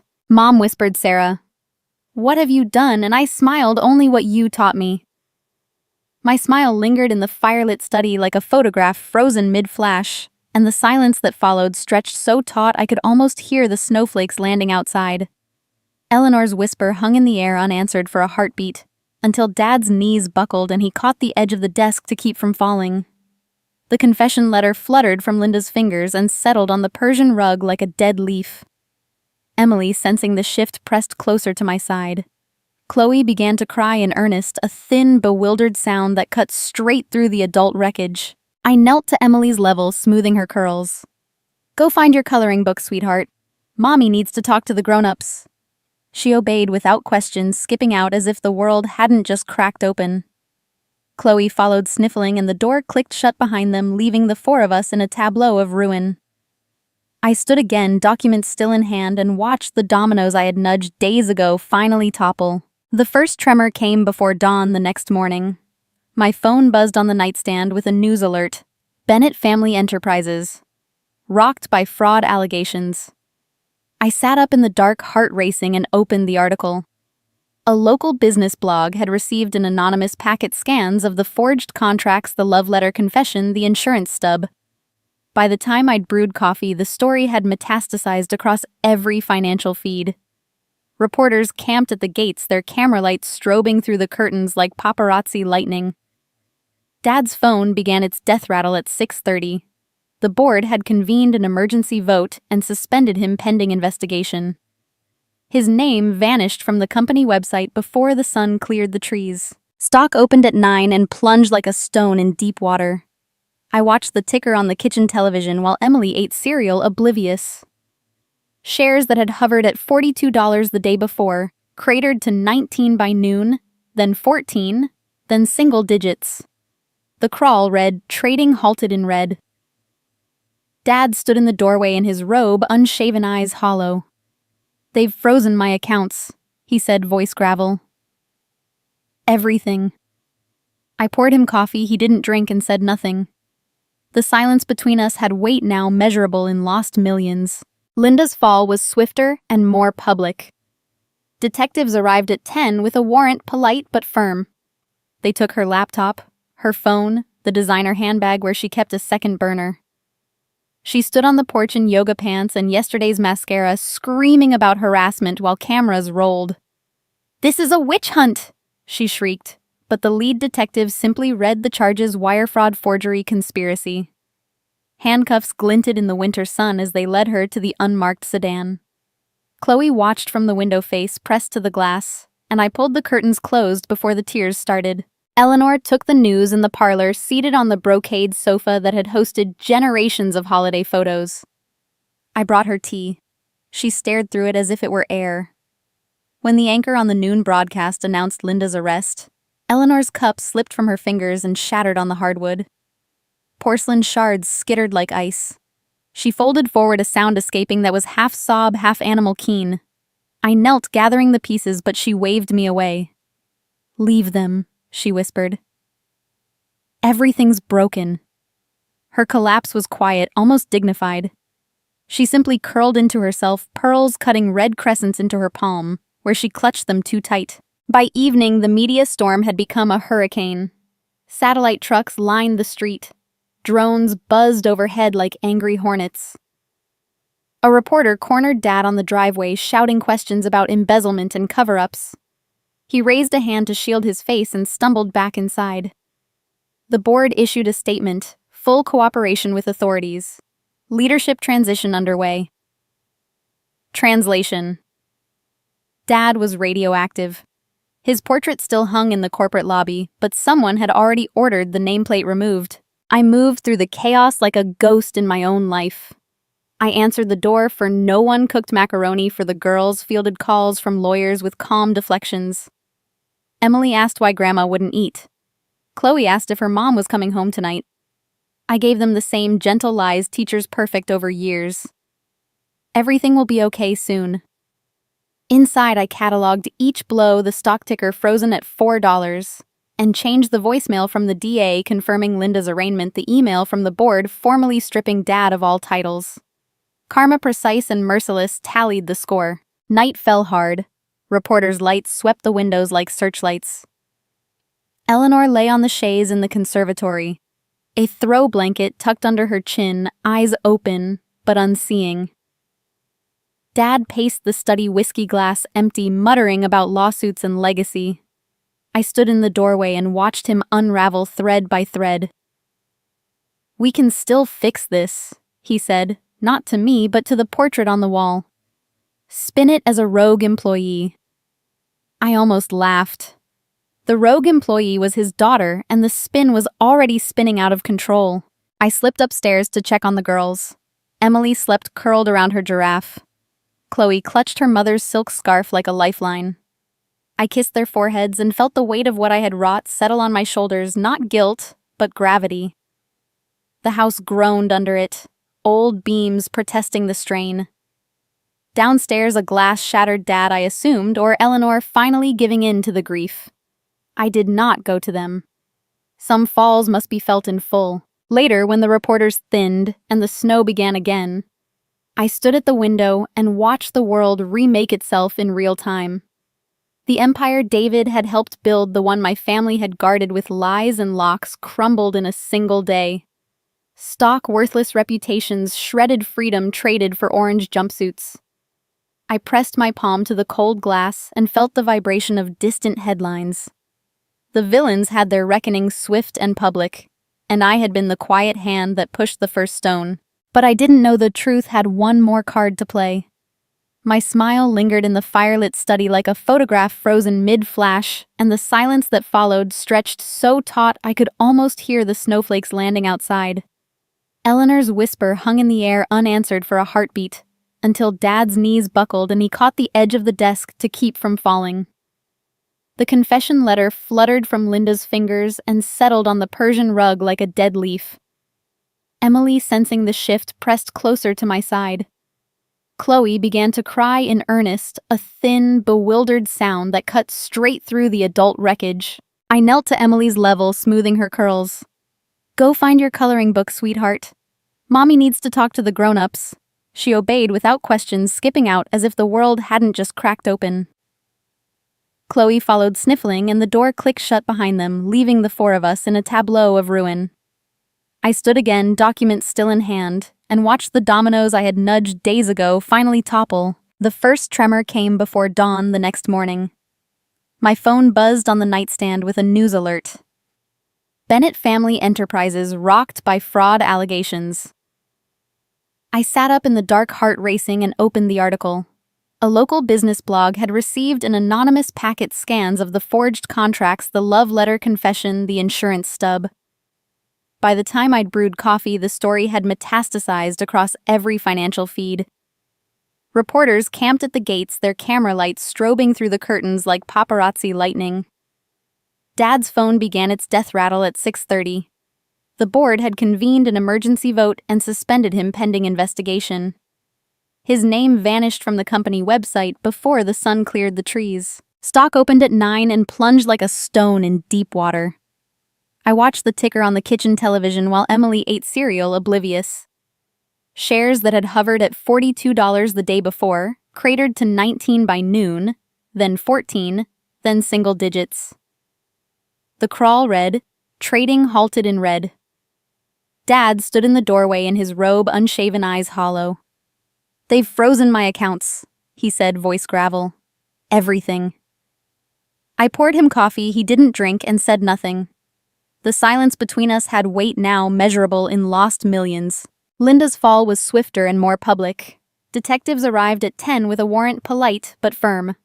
They took her laptop, her phone, the designer handbag where she kept a second burner. She stood on the porch in yoga pants and yesterday's mascara, screaming about harassment while cameras rolled. "This is a witch hunt!" she shrieked, but the lead detective simply read the charges: wire fraud, forgery, conspiracy. Handcuffs glinted in the winter sun as they led her to the unmarked sedan. Chloe watched from the window, face pressed to the glass, and I pulled the curtains closed before the tears started. Eleanor took the news in the parlor, seated on the brocade sofa that had hosted generations of holiday photos. I brought her tea. She stared through it as if it were air. When the anchor on the noon broadcast announced Linda's arrest, Eleanor's cup slipped from her fingers and shattered on the hardwood. Porcelain shards skittered like ice. She folded forward, a sound escaping that was half sob, half animal keen. I knelt, gathering the pieces, but she waved me away. "Leave them," she whispered. "Everything's broken." Her collapse was quiet, almost dignified. She simply curled into herself, pearls cutting red crescents into her palm where she clutched them too tight. By evening, the media storm had become a hurricane. Satellite trucks lined the street. Drones buzzed overhead like angry hornets. A reporter cornered Dad on the driveway, shouting questions about embezzlement and cover-ups. He raised a hand to shield his face and stumbled back inside. The board issued a statement: full cooperation with authorities. Leadership transition underway. Translation: Dad was radioactive. His portrait still hung in the corporate lobby, but someone had already ordered the nameplate removed. I moved through the chaos like a ghost in my own life. I answered the door, for no one cooked macaroni for the girls, fielded calls from lawyers with calm deflections. Emily asked why Grandma wouldn't eat. Chloe asked if her mom was coming home tonight.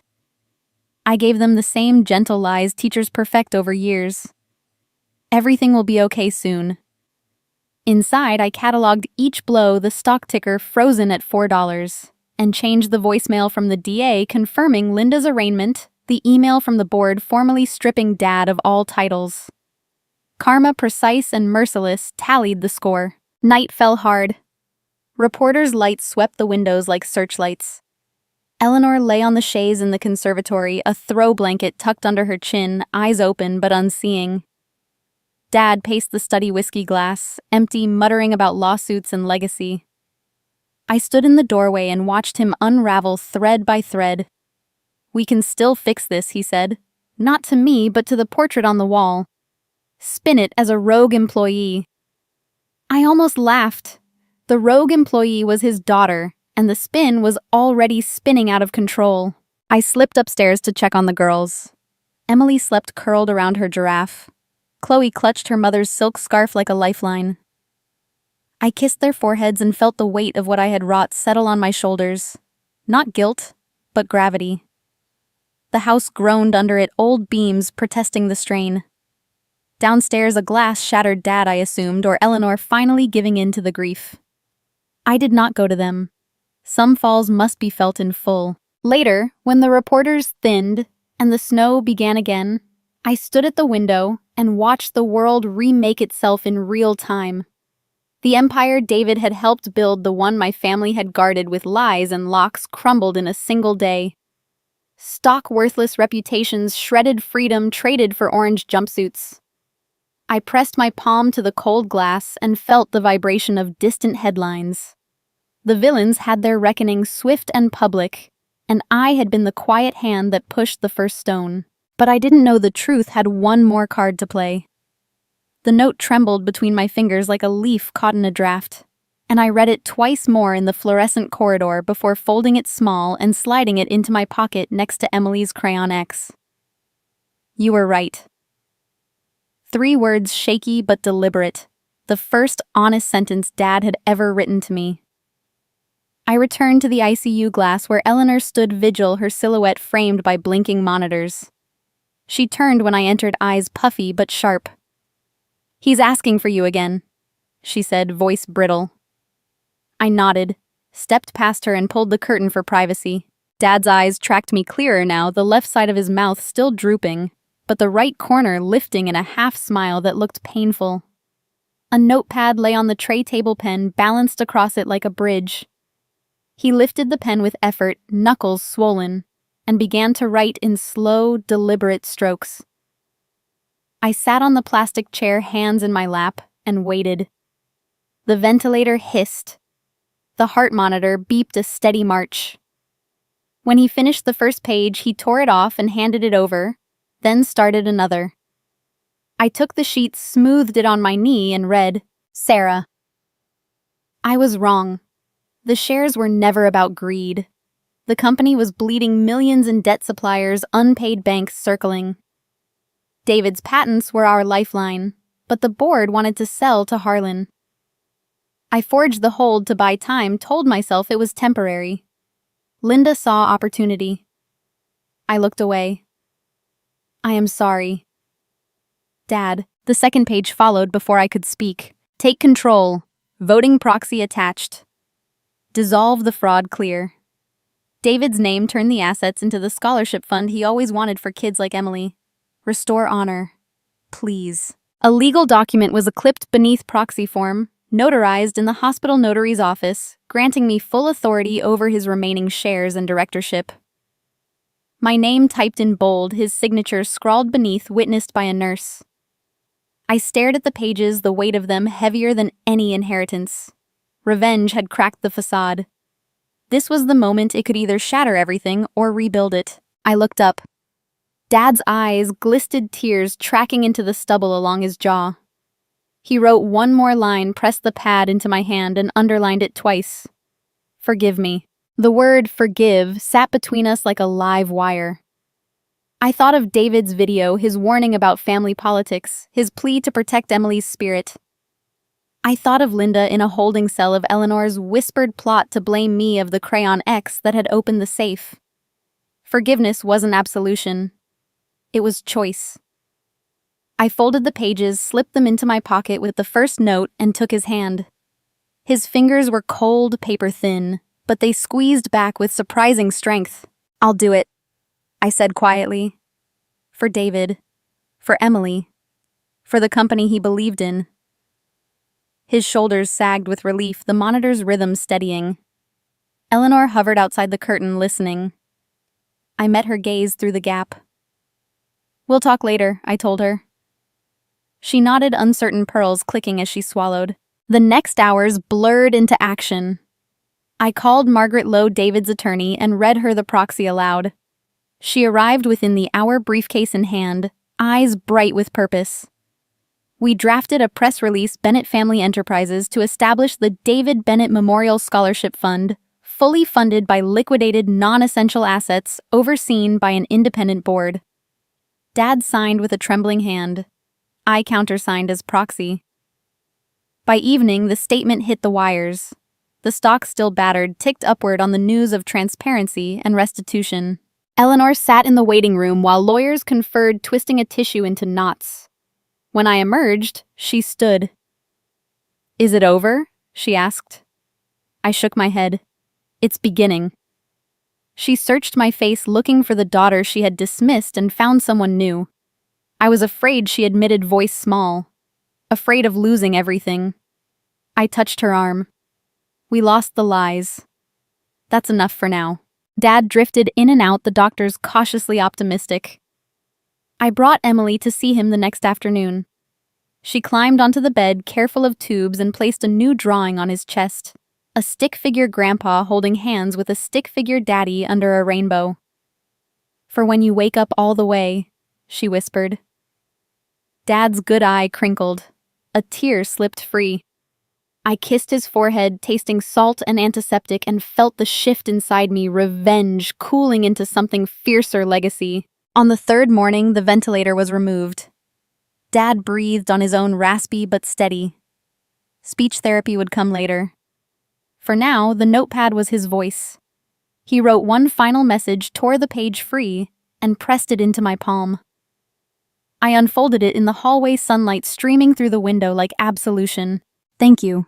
David would have been proud. He looked at me, tears in his eyes, and said, "Your husband would have been proud." His voice was barely a rasp, the first words he had spoken since the stroke, and they landed between us like a benediction. I squeezed his hand once more, then stepped into the corridor where Margaret Lowe waited with a thick folder and a gentle smile. The wheels of justice once set in motion rolled forward with relentless precision. March arrived raw and gray, the trial date stamped on every calendar in the county courthouse. I dressed Emily in her navy coat with the velvet collar, told her we were going to help tell the truth, and drove downtown past bare trees and slushy sidewalks.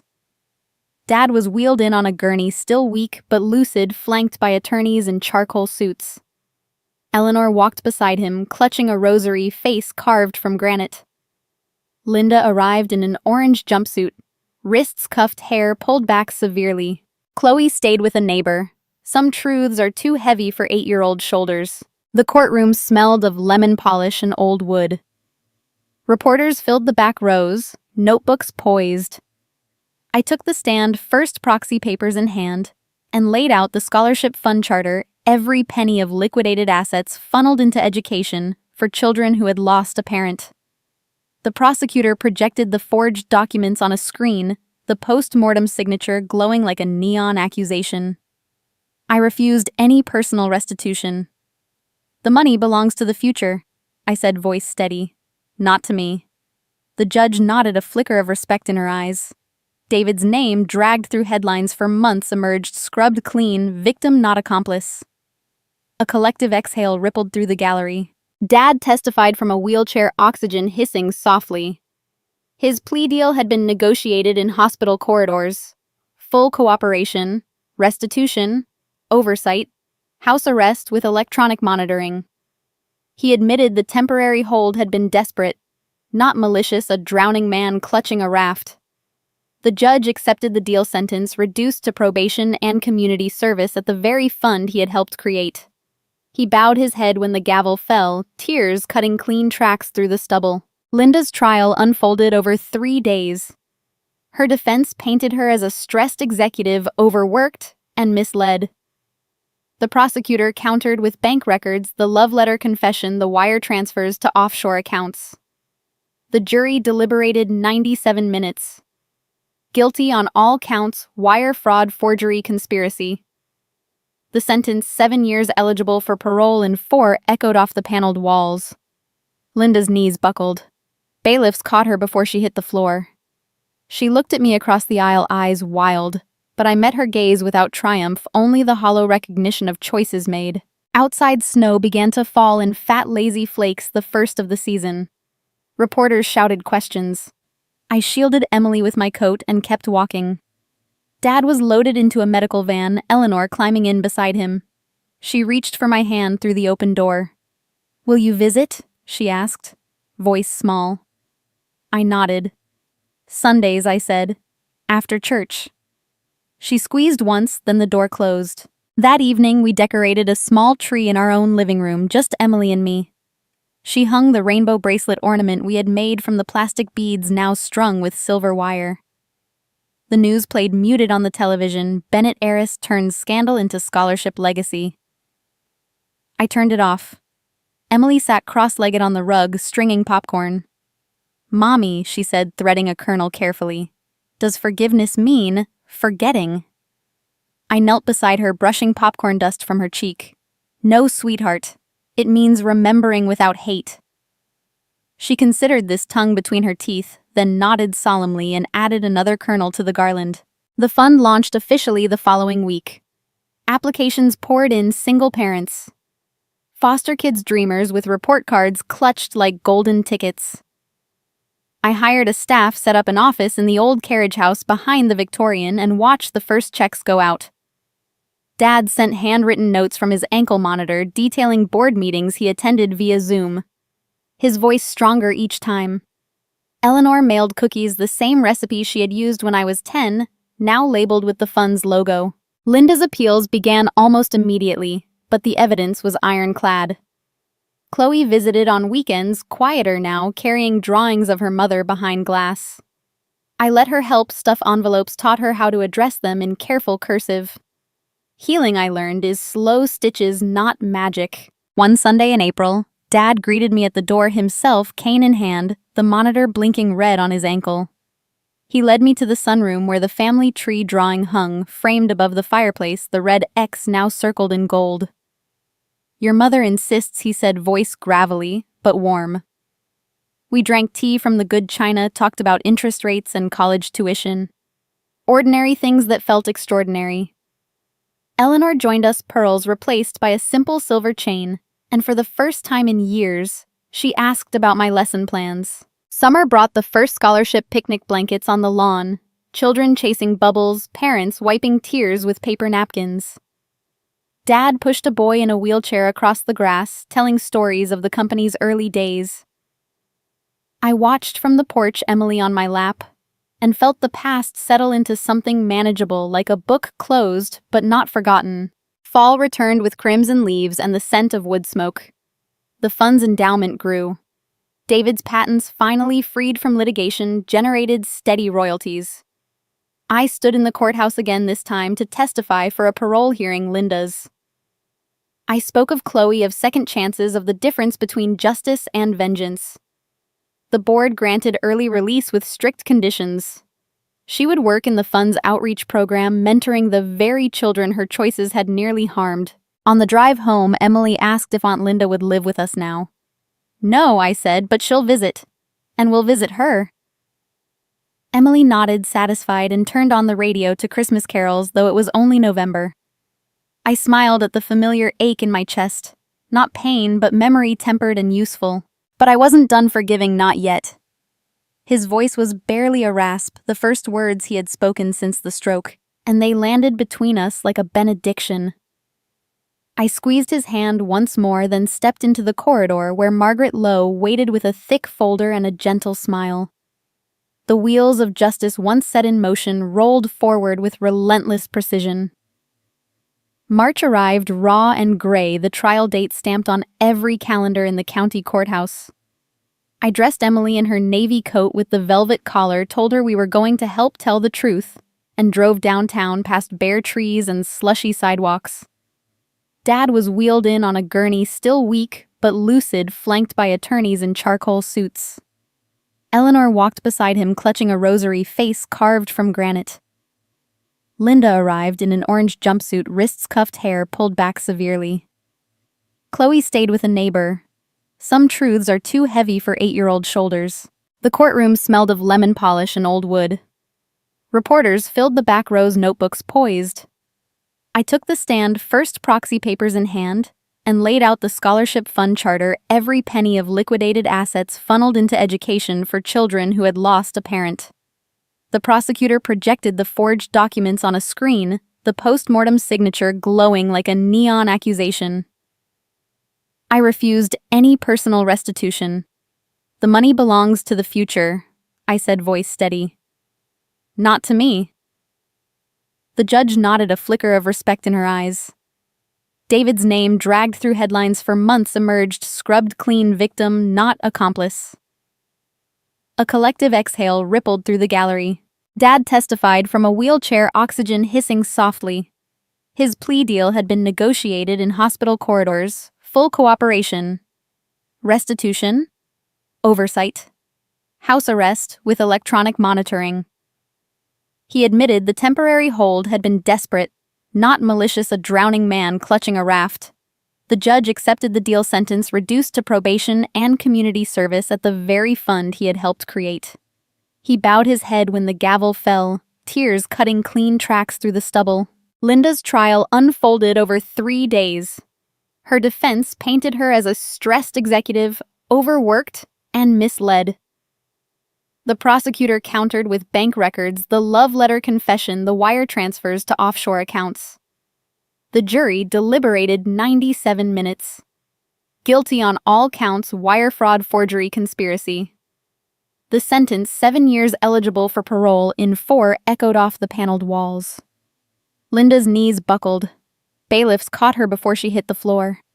She looked at me across the aisle, eyes wild, but I met her gaze without triumph, only the hollow recognition of choices made. Outside, snow began to fall in fat, lazy flakes, the first of the season.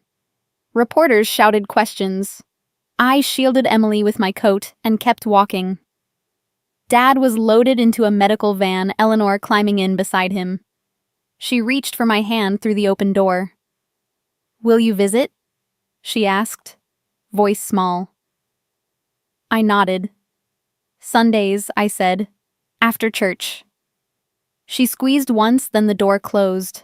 That evening, we decorated a small tree in our own living room, just Emily and me.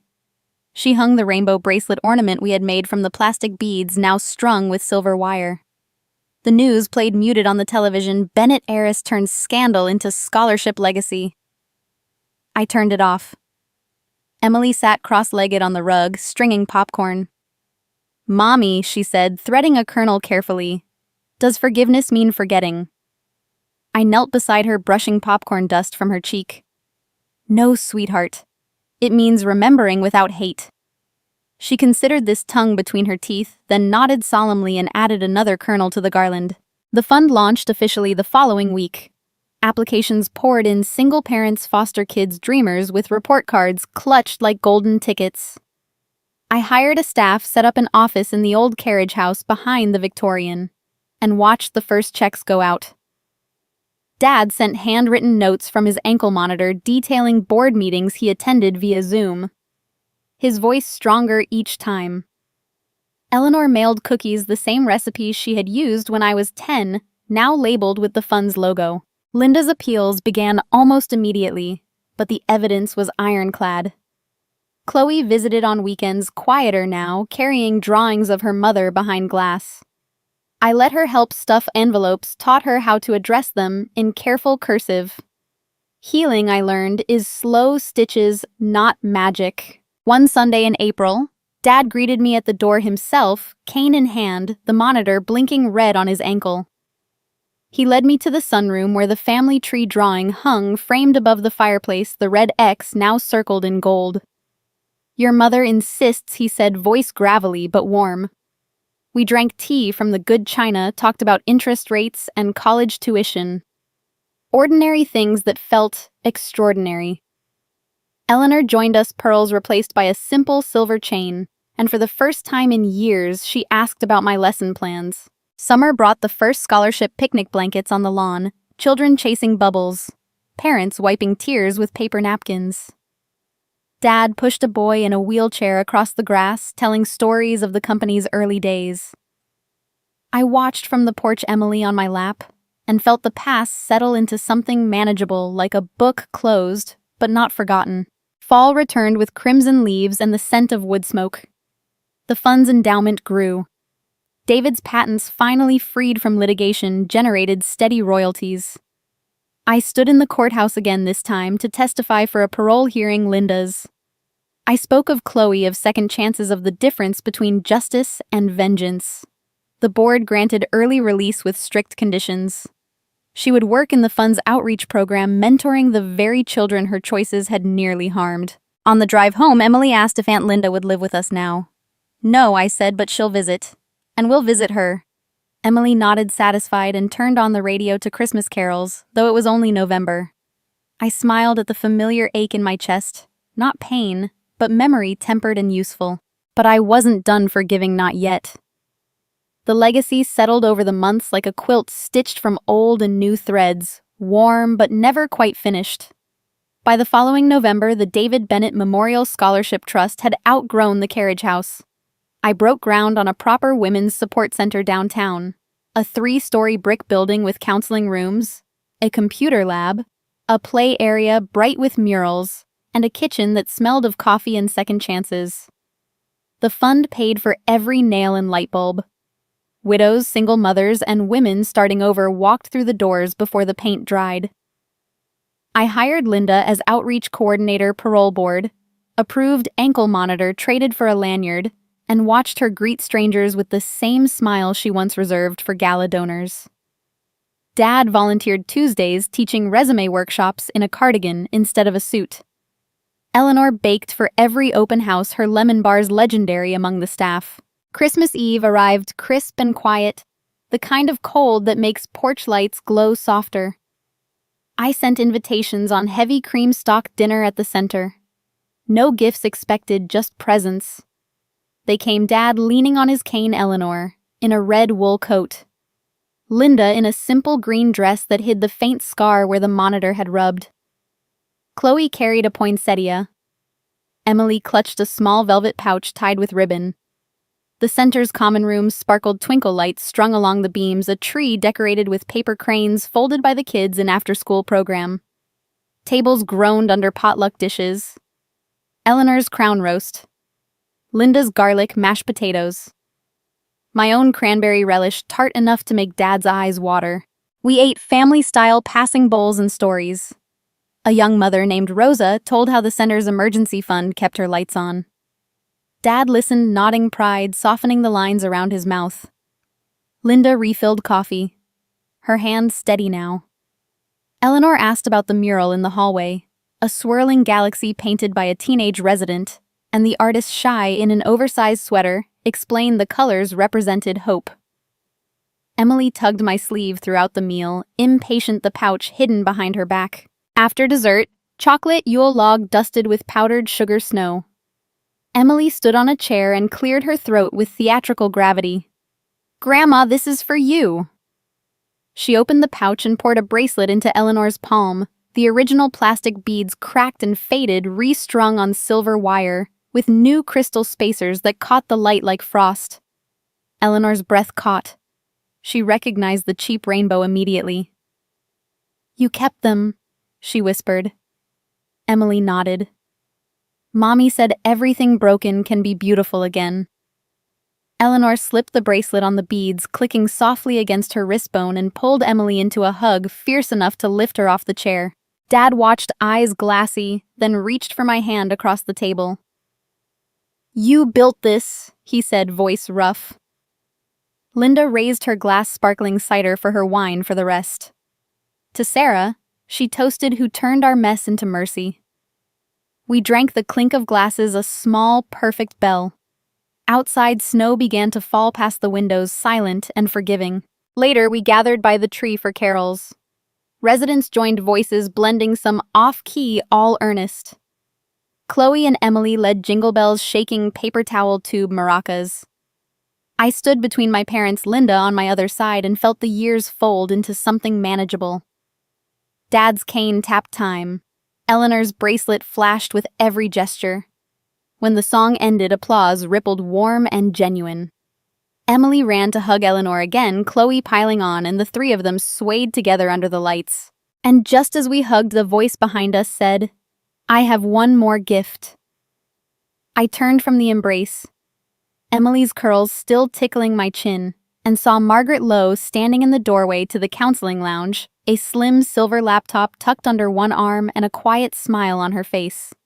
She had slipped in unnoticed coat dusted with snow, the same calm presence that had guided us through every legal storm. "David asked me to wait until the family was whole again," she said, voice soft enough that only those closest heard. She set the laptop on the coffee table, opened it, and pressed play before anyone could protest. The screen glowed to life, and there was David sitting in our old kitchen, the chipped table corner visible behind him, the same overhead light catching the gold in his eyes. He looked tired but resolute, the faint bruise on his cheek a shadow I now understood. "Sarah," he began, and the room fell silent, even the children sensing the weight. "If Margaret is playing this, it means you've done the hardest thing, faced the truth, and chosen what comes next. I'm proud of you. But there's one more lesson." He leaned closer, elbows on the table, the way he did when explaining fractions to Emily. "Love them even when undeserved, that's your power. Not the money, not the company, not even justice. Love that refuses to harden. That's what will outlast us all." He smiled, the crooked one that always made my knees weak. "Merry Christmas, Teach. Keep the light on." The video ended with a soft click, the screen going black. No one moved. Eleanor's hand flew to her mouth. Dad's cane slipped from his fingers and clattered on the hardwood. Linda's eyes filled mascara, long-gone tears cutting clean paths down her cheeks. Chloe whispered Daddy, though she had never met him.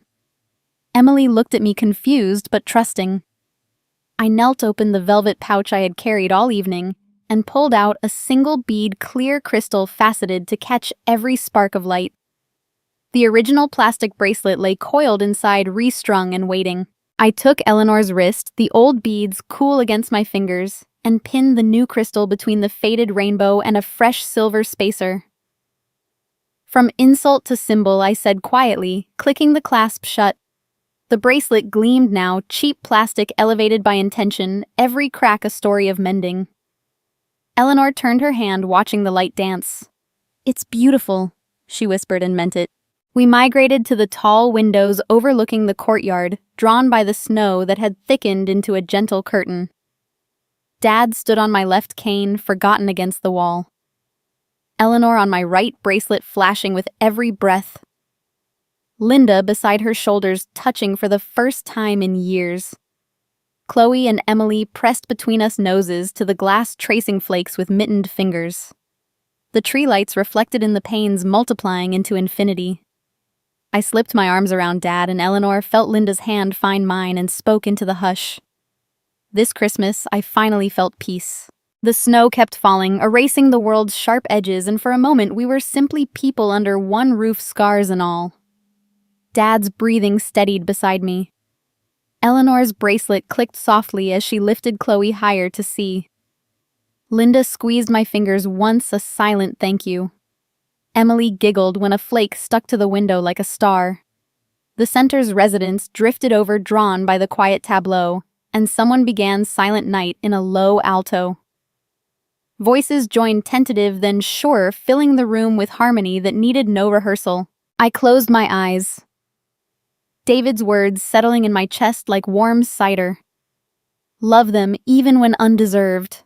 I had burned fortunes, toppled empires, forgiven betrayals, and still the hardest part was this, standing in the light I had fought to create and choosing to stay soft. The bead on Eleanor's wrist caught the tree glow, a tiny prism holding every color we had lost and found. Because revenge ends, but love rewrites the ending. And there we stood, 5 generations of mistakes and miracles pressed shoulder to shoulder, watching the snow rewrite the courtyard into a blank page. The final note of Silent Night faded. The room exhaled, and the only sound left was the soft click of Eleanor's bracelet every time her pulse beat. I felt David's crooked smile settle in my bones, warm and permanent. That was the night the story ended, and the living began. If this journey from a $5 insult to a $40 million legacy of love moved you, hit the subscribe button right now and ring that bell so you never miss the next true story that proves ordinary women can rewrite extraordinary endings. Drop your favorite moment in the comments. Was it the crayon X that opened the safe, the envelope burning in the fireplace, or the crystal bead that turned trash into treasure? Tell me which scene made you cry. Cheer or text your sister.